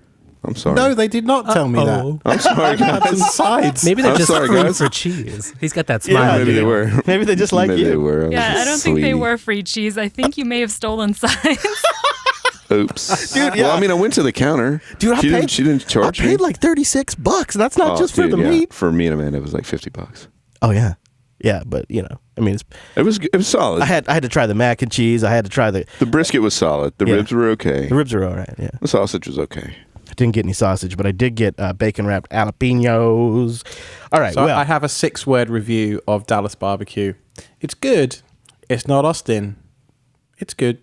Yeah, it's okay. Maybe that's an 8-word review. That's how I would. Yeah, I was about to say. I think you're going over 6 words, bro. Okay, so anyways, let's talk about the actual event. We had a good time. We just probably partied a little too hardy that night, and we woke up the next day, which was Saturday. The first day was Friday, which is kind of slow, usually is on these conferences. Go to the meetup. Then the morning rolls around a little too soon. Oh, good morning. It's day 2 of Texas Linux Fest 2019. It's Saturday. Mr. Cheese Bacon's arriving with the swag for our booth. I think today's going to be the real day. I think. So today, I got here a little early. While they're setting up, I'm going to sneak into the ballroom, and I'm going to try to plug my recorder into their audio system so I can record the keynote for them. This is something they asked me to do, and we'll give it a go. We're going to MacGyver this thing. Hey, good morning, Cheesy. How are you? I'm alive on the outside and I'm dead on the inside. That's not new, right? That's nothing new. I got no sleep last night. I got no sleep. Really? And none. So I might try to sneak out of here later today and take a nap.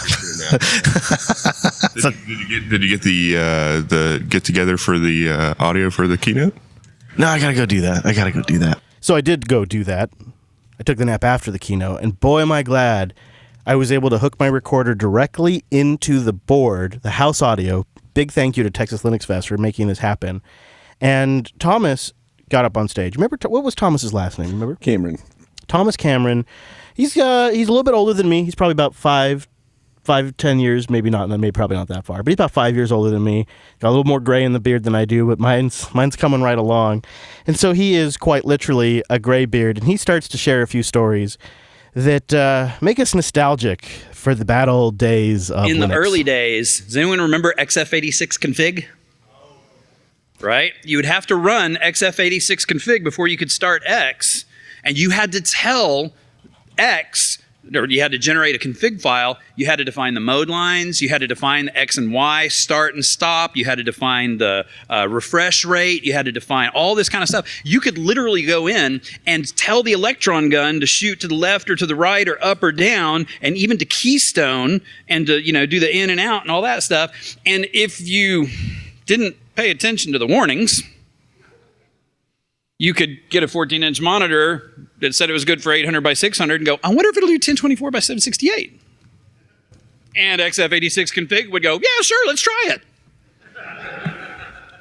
Click, start X. Oh, crap! Yeah, it was rough. He also talked about WIN modems and all the other things we had to battle, and how hard it was to find other community members to connect with. How many folks remember using Claws? Yeah? Sylpheed? For those of you who are younger than my IT career, these are old open source tools that we used to access Usenet. Usenet was sort of like a precursor to bulletin boards, I guess, or mailing lists. But so you would use Usenet, and you could post questions and people would reply. And the thing that was amazing was I would see people replying whose names I saw scrolling by as the kernel booted. That was pretty amazing, that the people who were helping were literally the folks who were writing the code, and they were willing to help. And Usenet is where I started to understand what open source was really about. And he had a couple of messages that were pretty on the nose for an old timer to make about today. People would ask, what's the best distro? Which distro should I use? What's going on? Well, thank you very much for asking. Let me just tell you. What's the best distro? Well, you want enterprise support and a really long life cycle? Well, clearly Red Hat Enterprise Linux is the best distro. You want enterprise support and maybe not as long, but really good community and really docs? Well, obviously, LTS Ubuntu is the best distro. Do you want the latest and greatest packages, bleeding edge technology that's really, really close to upstream? Well, obviously Fedora is the best distro. Do you want a stable long-term release, but you don't want to pay for it? Well, clearly CentOS is the best distro. Do you want an amazing desktop experience that just works, has all the multimedia, everything is fine and flashy, and you just click next, next, next, and it's fine? Well, obviously, Linux Mint is the best distro. Do you want a distro that's optimized for cloud computing and virtualization workloads? Well, clearly, Amazon Linux is the best distro. Do you want a highly technical distribution for power users that is insanely configurable? Well, Gentoo is clearly the best distro. Except, wait a minute, maybe Linux from scratch may make more sense. And you remember I was talking about the easy to use. Maybe MX Linux or Manjaro. Maybe that might, you know what? Folks, adopting a distro like a religion is stupid. I've been guilty. I'm not saying I'm not stupid. I'm saying I've gotten enough scars that I don't do that anymore. Try a bunch of them. Force yourself to learn them. Put Ubuntu on your machine exclusively. Don't dual boot. Put it on and force yourself to live with it for a month or two. Then change over to Slackware. Then change over to CentOS. Then change over to Arch. Then learn. Get good at it so that you can have informed decisions. At the end of the day, folks, it's a kernel, glibc or similar, the GNU utilities, and a bunch of applications. The best distro is the one that does what you need at the best cost. You know? So I'm kind of done with that whole mine's better than yours thing. I agreed with a point in that clip so much, I pulled it for the soundboard. Adopting a distro like a religion is stupid. Love it. Can I get an amen to that? Because that is so true. So this is where the talk starts to get really good. You can see he's starting to get fired up. And it feels like he's right. I mean, the man knows his stuff. Cameron worked for 16 years at Red Hat. He now works at AWS on Amazon Linux. He's followed this stuff for a really long time. And when he started, it was a very specific group of people that were in the room trying to solve a specific set of problems. And he puts up a picture of an old 90s Linux user group up on the screen. Who were we back in the 90s? What do you see on this page? They're all graybeards, like me. I have become. But more importantly, what do we not see? People of color, women, young people. That's a big problem, folks. And he makes a point that really stuck with me, that diversity and inclusion goes beyond the things that you can see with your eyes. And it's not just about LGBT or women, or it's also about disabilities, right? And disabilities don't just mean the ones that you can see, okay? Neurodiversity is a really important topic. There are a lot of folks who are terrified to talk about things like mental health issues in tech, right? I have bipolar, folks. It's scary to say that, but it's important to break down the barriers. Mine's controlled by medication, thank God, but people need to feel safe in tech. And we as a community have done a phenomenal job in the past of bringing people in and including them. Let's extend that. Man, that point hit me hard. Oh, yeah. Absolutely. And I liked the way that he presented, you know, where he almost felt like he tricked us a little bit, right? Like he brought us into this kind of nostalgic zone and through his experience. Talking about the old times, and man. I think he was working at Microsoft at one point during the 95 release he had mentioned too. Yep. But he kind of walked us through this path of his own path. Which was and very to where we are similar to today. mine. You know, and he even had comment about, you know, what some would consider hipsters, right? And how they're actually super smart kids. You know, that are getting into this industry, so that we really need to embrace and we really need to diversify our community, and that's just going to make for a better community at the end of the day. Was one of the real things that I took away from that. And I like the way he kind of frames it in a way that's easy for us all to understand. Even if you don't have a empathetic connection with people in these situations, I think there's a way to phrase this all that helps us all better understand it. There's a really, really cool thing that I see here. There are people of color. There are women. There are folks with disabilities. We are getting more inclusive. We're not there yet, but we're getting more inclusive, and that is phenomenal. There's still a lot of room for improvement in diversity and inclusion, and I think that we need to pay attention to that. And I want to make something really clear. Diversity is inviting someone to the dance. And I talk to folks and they're like, oh, no, we work for diversity. We have hiring requirements that, X percentage of people who come in are people of color or women or disabled or blah, blah, blah, blah, blah. Okay, that's fine. Inclusion is asking them to dance. I know that's true because I have met so many audience members when we go out that are too shy to come out. They've traveled in some cases from parts all around the world, and they finally get there, and there's a big group of us, and they shut down and they turn around. Yep. What's amazing about this, even well-known, established people in the community have this happen to them. And so I, and Elle's even better at this than I am, try to go out of my way to, when I see that happen, I try to invite them to the conversation. I try to invite them to the group that has formed around us, that is chatting with us. And you've seen this, right, Elle, at events all the time. No, I think the hardest one is when you want to approach them, but you kind of feel like you're going to scare them off. So it's kind of just changing your body language to make them feel included more than even, approaching them vocally. And I think that's an important note to make for people. Right. They're anxious. They're anxious about it, and when you can put yourself in that, when you understand that to them it's a very anxiety-inducing situation to try to be included in a group you're currently not in. For some people, it's nearly impossible. Absolutely, and I think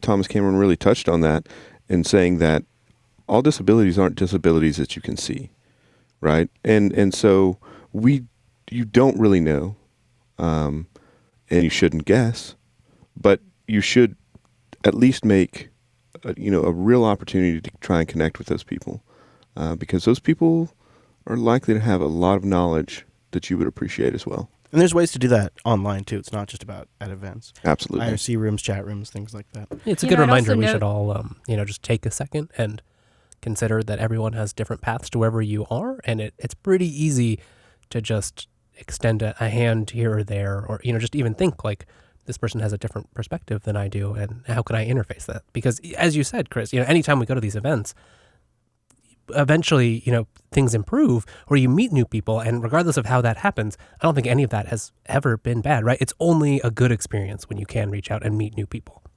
Right.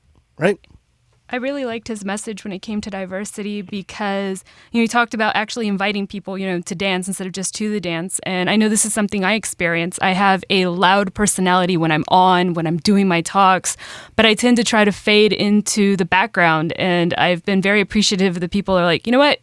Actually talk to Elle. They don't speak for me and they bring me into a conversation. It just makes me feel included in the community. Mm-hmm. Yeah, listener Steve had a good talk about different personality types and how that can make a big difference. I think it's something he'll be giving more talks on in the future. I would love to see him do like a YouTube video on that or something like that. Yes. And link that out so that people could actually consume that. I think that would be a great avenue for that. Should have said that to him. All right, then this was really a State of the Union talk that was being given, and I really thought Thomas had a good kind of way to look towards the future, too. Now, obviously, working at Amazon, he comes at it from a certain perspective, so take that into consideration. But there was a harsh reality that has been setting in for me personally this entire year. As I've gone to all of these events this year, I felt something that I felt before, but it's been so long that I couldn't name it until after this talk. And what Thomas essentially is about to say is that the Linux admin is going the way of the Unix admin. There will always be some, but in the next 5 to 10 years, there's going to be a lot less. Then I backed off and I said, well, just give me all Linux in Austin. And I was like, man, that's pretty cool. 1,500 results for Linux. That's developers, admins, sales, whatever. He's doing job searches. And this is a screen that he has up, and he's showing the results as he does different searches for Linux jobs in Austin. And then I did the same thing for cloud. 4,000 just in Austin. 4,000 jobs in Austin. In Dallas, in the DFW Metroplex, it's more by a bunch. Employers expect cloud competency. But Linux is a huge underlying component of that. So I'm not at all saying, screw Linux, go cloud. No, what I'm saying is you have an advantage right now. But you need to understand all the things that Linux does, sort of architecturally, right? You need to actually understand networking because cloud is very much about networking, setting up virtual private clouds and subnets and things like that. You need to understand storage. And I mean block storage. I mean, file storage, like, NFS and Gluster and things like that, and also object storage. You need to understand those technologies. Those are all built on Linux, folks, but understand them. You need to understand application services because the days of somebody who just does Linux are gone. You need to, at the very least, understand the concepts of programming and software development. His point is so great. It's cloud, you can demystify it by realizing it's just a series of different components. Storage, networking, Linux is a huge part of that, security.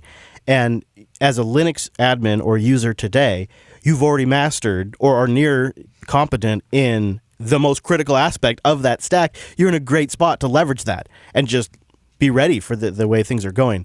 But a cloud admin, cloud architect, cloud engineer, these are the terms that employers are hiring for now. And it's mind-blowing to me because I realized I am witnessing another industry transition like I saw from Unix to NT and Linux and from Windows servers to Linux servers. I'm now seeing, well, essentially services, hosted services, either as people roll their own or they use a commercial cloud provider. Something else he talked about in that slide is he showed how many data centers companies are building has just significantly dropped over the years. Yep, and I think that's one of those topics that might be hard and might be unbelievable to some people. So I encourage you to go out there and do your own search. Yeah. Now, we did capture that audio of this talk, and Mike, Linux Academy training architect, captured some video of it. He mashed those up. So we have the audio from the house system and the video from his camera, and we're going to get that over to Carl at Texas Linux Fest. When they have that posted online, we will retroactively update our show notes with a link to that so you can watch the entire talk, because that should be out soon. Yeah, and you really absolutely good. should watch that talk. Elle, I think you and I thought it was one of the better talks we'd seen in years. I think right when it was done, I looked over at you and went, that is the talk I've always wanted to be able to give. It was good. I actually remember you saying that exact thing, Elle. Mm-hmm. I went up to him and I said, how many times have you given this talk? It was just incredible. This is the first time I've ever given it. Solid. I finished it this morning. He was just so passionate about that. Well, and it should be said too that Carl George there in the IRC and in the Jupiter Broadcasting world, he actually helped throw that together. I think 5 days before or something. That's the thing about and it was you wouldn't have known. That's the thing about Texas Linux Fest. In fact, guys like Carl and folks like everybody that volunteers, like Elle, everybody that participates makes it possible. I mean, they're all volunteers. Yeah. And that's I want to. This is my last clip. This was our final thoughts as all of the booths were being teared down. As we watched Chaz from Linux Academy do all the hard work, I fired up the microphone and captured my final thoughts of the event. Here we are at the end of Texas Linux Fest, the plucky little Linux conference that could. I think it's kind of like your favorite distro that's not doing super good, but you still love it. And you want other people to try it out because they've done something that's kind of nice and different than the other distributions. That's Texas Linux Fest. And as a Linux user, something about that draws me in. Day 2, now that we're at the end, literally everything's all packed up and we're just clearing out, I would just say day 2, I think, was really kind of hopping compared to day 1. All the talks you really wanted to see were on Saturday. Sometimes a little jammed together. But I think that sort of motivated us to have conversations in the future about how to make this stuff more generally available for people. So that's nice. And it was always good to see people, make friends. Yeah. Alex, this was your second Texas Linux Fest. You and I both went to the one in Austin last year. Did you have some time to reflect on this? Any thoughts about this year's fest? It was great. I really enjoyed the new venue. Although the barbecue was, a couple of notches down, the actual conference itself was great. I gave a talk for only the second time ever in public, so that was scary, and it was cool to, talk with lots of other people about home automation stuff. Kind of agree with your assessment. It's the plucky little Linux conference that can, though. It felt like 300 or 400 people turned up, and Friday was really quiet compared to the Saturday, like you've said as well. But I had a great time, and I just see Elle in the chat has just said, "Why are Alex and I always scheduled to speak at the same time?" I know. I'd love to go and hear Elle speak. And by the way, if you ever get a chance, she is a fantastic speaker. Yeah, Elle, you packed the room. You crushed it with the Confessions of a Sysadmin talk this year. How did you feel like the conference went from your perspective? This is my third year to be involved, and it's always the hardest conference for me because it is smaller than all the other ones that I attend. But, you go to a conference and you look at the schedule and you're like, oh, there's one talk here, another talk here, I'll do the hallway track. This is 3 or 4 talks that I want to be at every single time.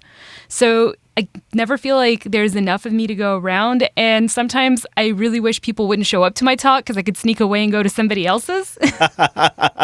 If nobody makes it, I'm going to sneak out. The quality of speakers, I don't know. I'm not involved in that process, but they do an amazing job of getting a diverse variety of topics when it comes to not just Linux, but just the open source community as a whole. Mm-hmm. Yeah, something they did that's a little different. Seen it a couple other places, but I like their take on it. They had a few workshop talks that were specific, longer talks that had follow-along components. And the one that I went to was from Ansible Basics to Brilliance. And there was a spot where the speaker just sort of stops and said, all right, here's where you get the VM, here's the instructions, it'll take 10 minutes and go get going. Carl, what was the overall takeaway from the team? Did you guys break even at least? And do you have a total number on attendees? Yes, sir. We had 274 total attendees. We finished just in the black as far as the financial side of it. So we'll have just a little bit of spare change to get started with next year, and hopefully we can get those attendance numbers up, and we can bring in more speakers and more sponsors, and have a little more options. Yeah, we'll see. And there'll be something lost though. I mean, it'll be good overall for the health of the conference, but around 274, while that sounds like a big number, it makes it so that you basically kind of bump into the same people a couple of times. If you go to both days, by day 2, you've seen some of the same faces, and everybody is notably a little bit more chill, a little more comfortable with everybody, because we've seen each other already, we've been around, we've been in the same room a few times. Well, I think that opens up time to where if you see someone standing in the hallway and you were in their track the day before, that you can go up and talk to them, and maybe you didn't get that one little piece, or you're curious about the next step. It's a little more approachable. People are a little more approachable there when it's just, not buzzing as heavily. Linux people are the that's coolest the biggest comparison between something like Linux Fest Northwest and Texas is that, like you say, a smaller group, you end up seeing the same people 2 or 3 times, which sometimes, I struggle with names at the best of times. Sometimes that's a good thing because you can end up saying, oh, did you see this, one of these 3 or 4 talks that's going on, and you can actually have a proper hallway track. And the community down in Texas, there was a JB Telegram group for JB Texas, and there's a really great bunch of guys in there, and lifelong friends made, I think. That is true. Yeah, I think is true. 14 of us went to lunch together on 15, Saturday. 15 of us, and way more at the meetup. But it's beyond that. It's, like every year I look forward to seeing Carl now. Yeah. It's like you really do create. It's true, man. It's like he also brings solid jerky. He does always have. Carl has the best meat sausage. Yeah, he does bring really good sausage. What can I say, man? I'm food motivated. I bring the heat. I think the community is irreplaceable. The people that go to these events are great. They're sometimes a little awkward. They have their individual challenges, but it sort of all gets normalized out because everybody's a unique flower at this kind of thing, including me. And and everybody just sort of looks past all that stuff. Everybody's accepted, and if you want, it's so easy. If you want to be by yourself and not talk to anybody, you can do that. If you feel like just randomly going out with a group of people to a big old lunch and walking around town, you can do that too. And I hope wherever the conference goes, I hope that always stays. Absolutely. That's my favorite part about it. Oh, it was a good one, Wes. I missed having you there. But you know how great the community is. You've gone to plenty of these events now. You know how great Yeah, absolutely. I liked what Alex said, because sometimes you meet people and you learn their names and become long friends, but you also just have, at those small conferences, people you run into as you go to the same couple of talks. And it's just sort of impromptu conference buddies, because everyone you're with is motivated by, if not the same thing, similar things. And there's just this sort of default friendliness that I think Thomas's whole talk is just saying we can take that to the next level. That's exactly it. We've all got common interests, and that is a great way to start conversation, to start inviting people to the dance, because we've got the same common interests. Yep. All right, there you go. That's our report from Texas Linux Fest.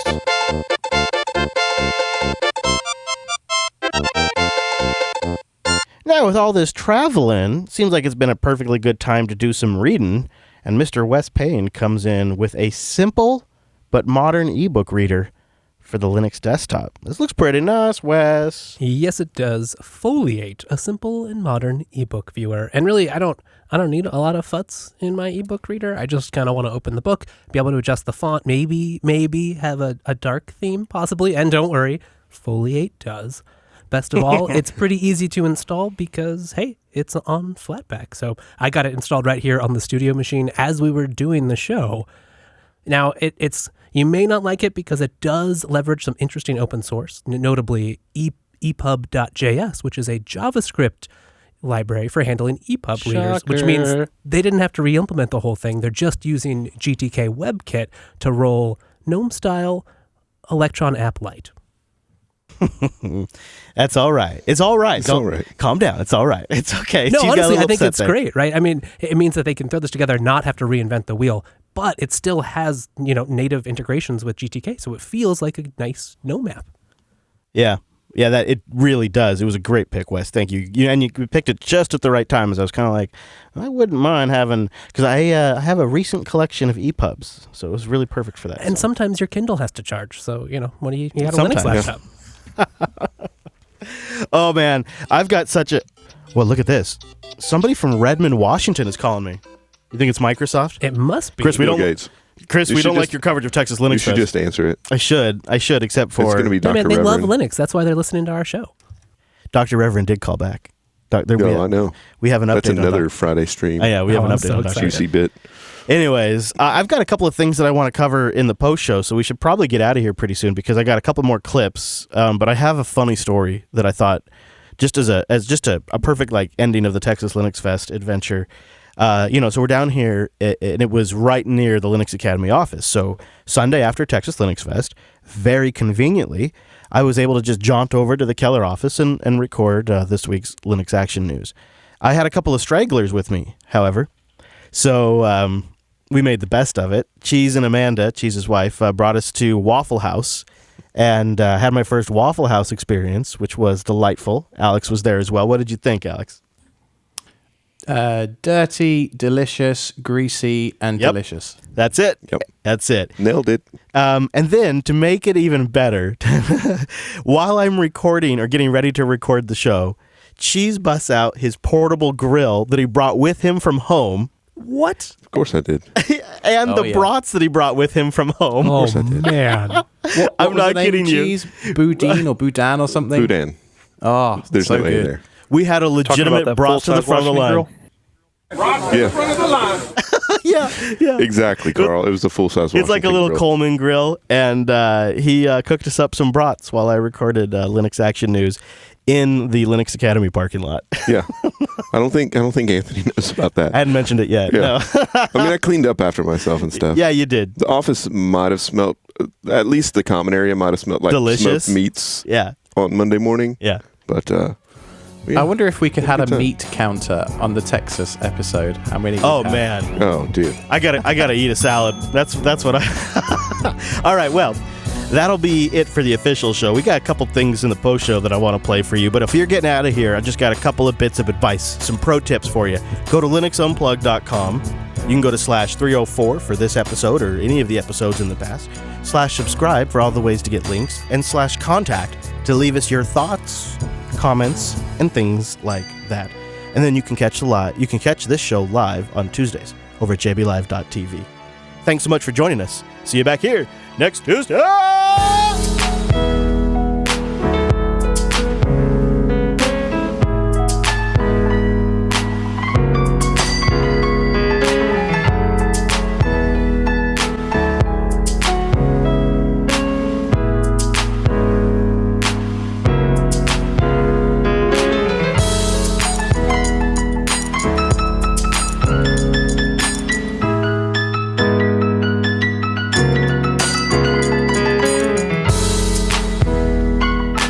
And even if it's horrible, you just say, yes, that was lovely. Thank you very much. That should be what we play at the end of every show. Joe teaches us to be polite. Okay, I got to get everybody to go over to jbtitles.com and vote, but I did save 2 bonus clips from the talk that I liked a lot that I wanted to play in the post show for those of you that were savvy enough to stick around. jbtitles.com. Everybody go vote. Cheesy, you seen any titles over there? I'm Wes, going. I'm heading. Get your boat on. All right.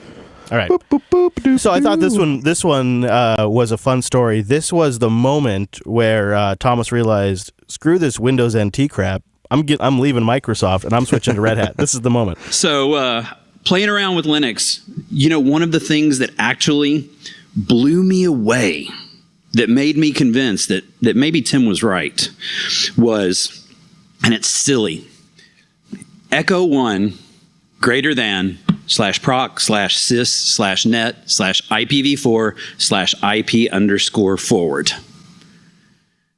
I could turn on and turn off routing in the kernel from the command line.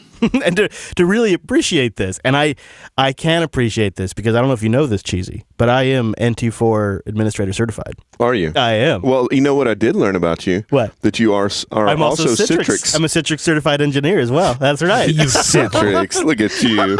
And so, anyways, you have to keep like the context in mind. On my NT machine, if I had 2 network cards, or I had a network card and a modem, because back then we were working on modems. If I had to turn routing on, it said, "I've accepted your changes. Now, reboot." That I know it's silly, but that was one of the things that made me go, "Holy crap, this is pretty cool." I know exactly how he feels, actually.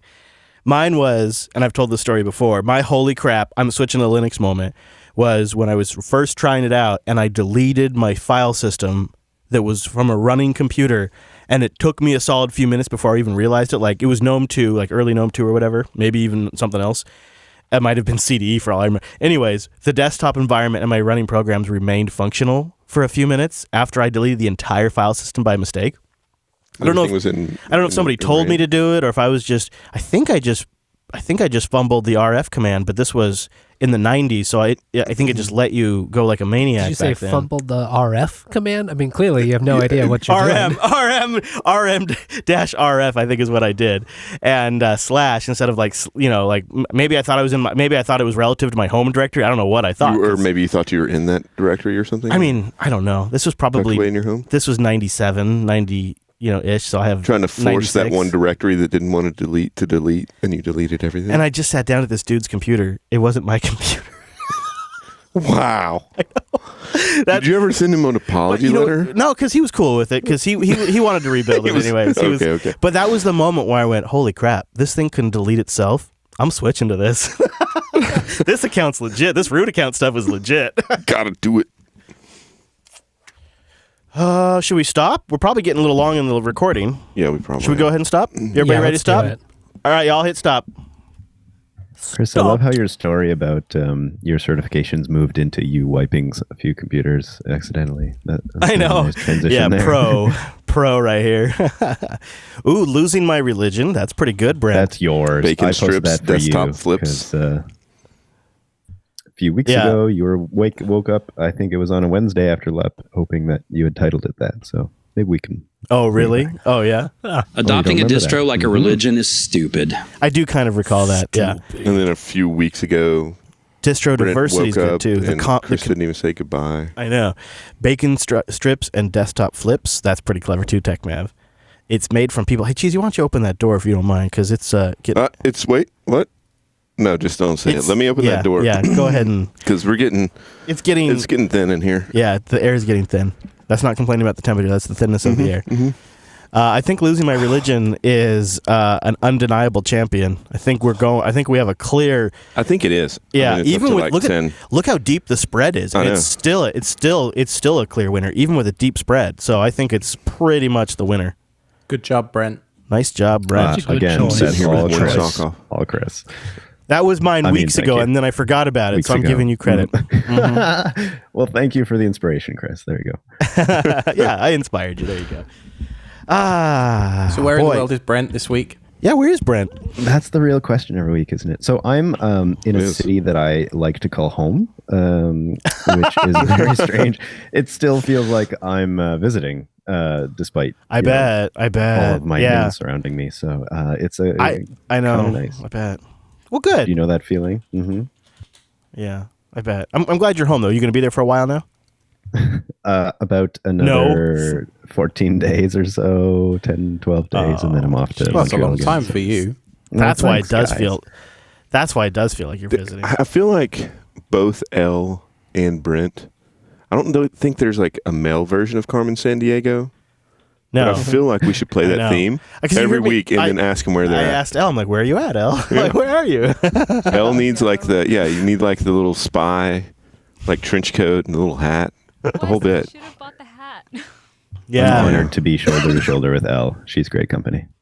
We're just gonna have to go back, Elle, and find you that hat. Yeah, we need to go back to Barcelona. We know where to get the hat at. It's probably on Amazon. I know. I had that when I was like, I got to get me a red hat fedora. I got to get a red hat fedora. And someone was like, Chris, you could just get it on Amazon. Oh, that's not as much fun. I mean, they're probably not going to be the same nice wool. If you ask nicely, I know someone that has two. So, I want to earn it now. Now I know you got to earn it. I want to earn it. It's like when you play the game in easy mode; it doesn't always quite feel like a victory. Right. I mean, you do feel like you've succeeded. Yeah, like but you're not fulfilled. I got the story at least. Good stuff. So let's see. This is my last on-air day before I'm back in town. Be back tomorrow. Yeah. Wes, will you feed those fishies for me when you leave? No problemo. If the light's still on. The light not, I don't know. Oh, yeah, it should be, right? I don't know. Yeah, let's see. I know. I bet Levi's ready for you to get back. Oh, I know. He's in doggy daycare right now. Mm-hmm. He's at doggy daycare. All right, guys, I'm going to drop. My sister got here yesterday, so I'm going to take her out. All right, Alex, great seeing you. Talk to you later. Have a great time, man. Speak to you Friday. See you. His sister's coming in town, and they're going to take her around and show her some nice highlights of the states and stuff. Isn't that neat? I think they're going over to Vegas, in fact. And I think he said the Grand Canyon too. Yeah. Mm-hmm. That's cool. And Yosemite, I think he said. Ooh, that's awesome. Isn't it? Good for them. If only we had an excuse to podcast from there. People that come out of country really appreciate like what we've got here, and then those of us that live here, we're like just hanging out in our homes on our computers. I need faster internet. Yeah. That's one thing that stood out to me about Alex was that he seems to know tons about the states, the U.S. And was really proud to say, "Yeah, I've been there and I saw that, and it's amazing, and you should go too." Yeah. Well, I think last year's Texas Linux Fest, they were on a road trip. Him and his wife. I'm like sure 5,000 miles. I think they drove. No, I think it was much more than that. I think it was closer to 7,000. I think that's crazy. Yeah. So I guess I can put my clothes back on then, right? I think so. Okay. We're gonna and everyone here. I like they're laughing. I gotta go. I'm literally podcasting from a living room that we're doing a potluck in a few minutes. So it's someone else's living room. So I gotta go. But, you sound pretty good considering. Nice. Yeah, well, good friends. So good to have you. Thank you for making great hearing all your voices and enjoy your Friday. potluck, sir. Thank you. See you Friday. Yeah. See you later. Is there any other audio notes we need in there? I don't think so. I don't know. Did the clips, everything play okay? Yeah, I think so. At least from my end. Good. Now that you've opened the door, my brain is like, I feel like the blood circulation is returning to normal or something, like I'm becoming human again. I feel like I'm getting cooler from the top down. Yeah. Whew, that's nice. Well, all right. I think we're all done then, eh? I think so. Mumble Room, guys, gals, thank you very much all for being here. Carl, it was good to see you again. Absolutely. Likewise, man. I'm sorry I suck and mumble. I felt like I kept stepping on y'all.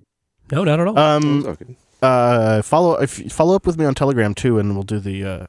I think Mike sent me the link to it, and I can forward you that. Even if I can't download it, you could grab it, and I think it's all you need. So, he mentioned a work Google Drive or something, so that would work. Yeah, people should hear that. I stole the one we had in Dropbox, and that was a great talk. Is it good? Yeah, yeah. I also got some of Elle's talk in there too. That I'm gonna. Nice. In Elle's talk, I love it. I love you, Alex, but I could hear the huge applause at the end of Elle's talk. Oh, I know. It was bleeding through. Yeah. And over the applause of Alex. I got stuck at the booth, and I did not get the first 10 minutes of her talk, but I did get a couple of moments that I want to pull and play. So I'm gonna have to start working on that. And it should be said too. Thanks to Allie for sticking around, and she wasn't feeling well. Yeah. And is she cool with us talking about that in the Friday stream, Elle, do you think? Or would you rather we don't She'd mention? be fine. I can ask her, but I'm like 99% sure she wouldn't have an issue about it. Okay. Cool. Tell her to come to the Friday stream and explain it herself. There you go. If y'all want her to. Oh, sure. Yeah. Sure. Yeah. Yeah, you can throw on Source Connect. I think we can handle that connection. I believe we can. Fine. Yeah. She has a podcasting closet now, too. Yeah. Very nice. Perfect. Well, Mumble Room, thank you very much. Hope you will join us next week for the exciting adventures of Linux Unplugged. And where in the world is nice, Ellen? Nice to see. Yeah. Nice to see Popey and Whippy for that was lovely. Mm-hmm. I love them. All right, chat room. Thank you too for showing up. And the next live stream will be tomorrow. BSD Now. Now, the recommended way to catch BSD Now in video is on the live stream, and we will also have later on in the week a brand fresh new Friday stream, as well as other releases on the feeds. As always, Friday stream is also now in the All Shows feed, so you can, if you're on the All Shows feed subscription, you'll start getting it. And that new show that's coming up. Oh, yes. Yeah, it's just one more reason to subscribe to the All Shows feed. Right. You'll get it there first. It's going to be great. Mm-hmm. It's going to be great. It is going to be great. We've really been working hard to flush this one out. I'm liking it. Looks like Adia has landed in DC. Yay. Oh, that's great.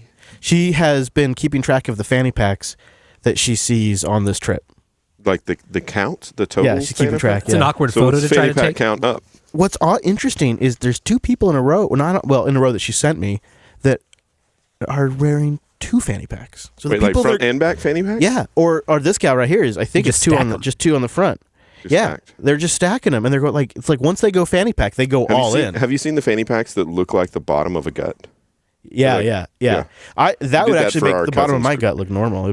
My butt. We did that for Cousin's Christmas last year. That was one of the gifts we bought for the little white elephant gift exchange. Apparently, DC is all in on the fanny pack.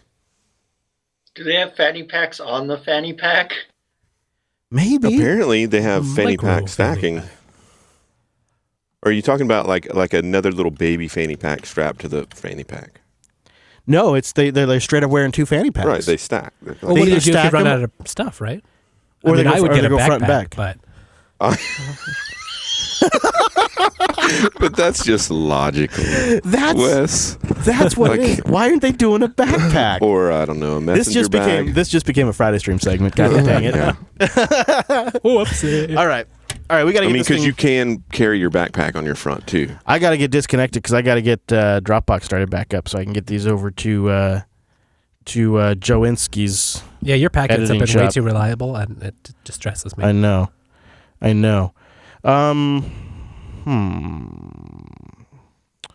Why don't you take us off air, and then I'll get switched over, and then I'll reconnect on Source Connect in a few minutes and chat some more. But you say goodbye to us for the live stream, and I'll go do my network dance. So, live stream, I'm disconnecting now myself, so I can switch over to a stronger network. Elle, you have yourself a good rest of the day. She just disconnected. All right, and she doesn't wait. I'll be right back. She's got stuff to do. Yeah, I bye live too, stream. so I'll talk to y'all later. All right, now. Take it easy, Carl. Thanks for popping in, man. Y'all have good ones. And I will be back in a bit. Goodbye, Mumble Room. Goodbye, live stream. Goodbye, Chris. See ya. Bye.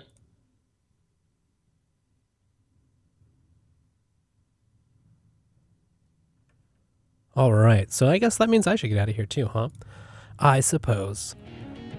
You don't have to. I know, but I should. Thank you all for joining today. This has been a very fun Linux Unplugged.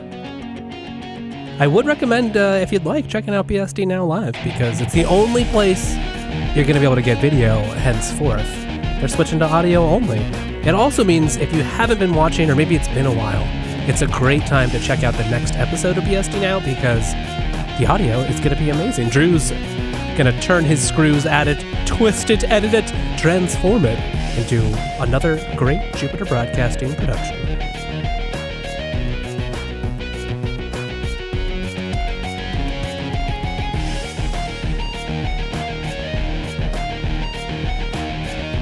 Texted me. Yeah!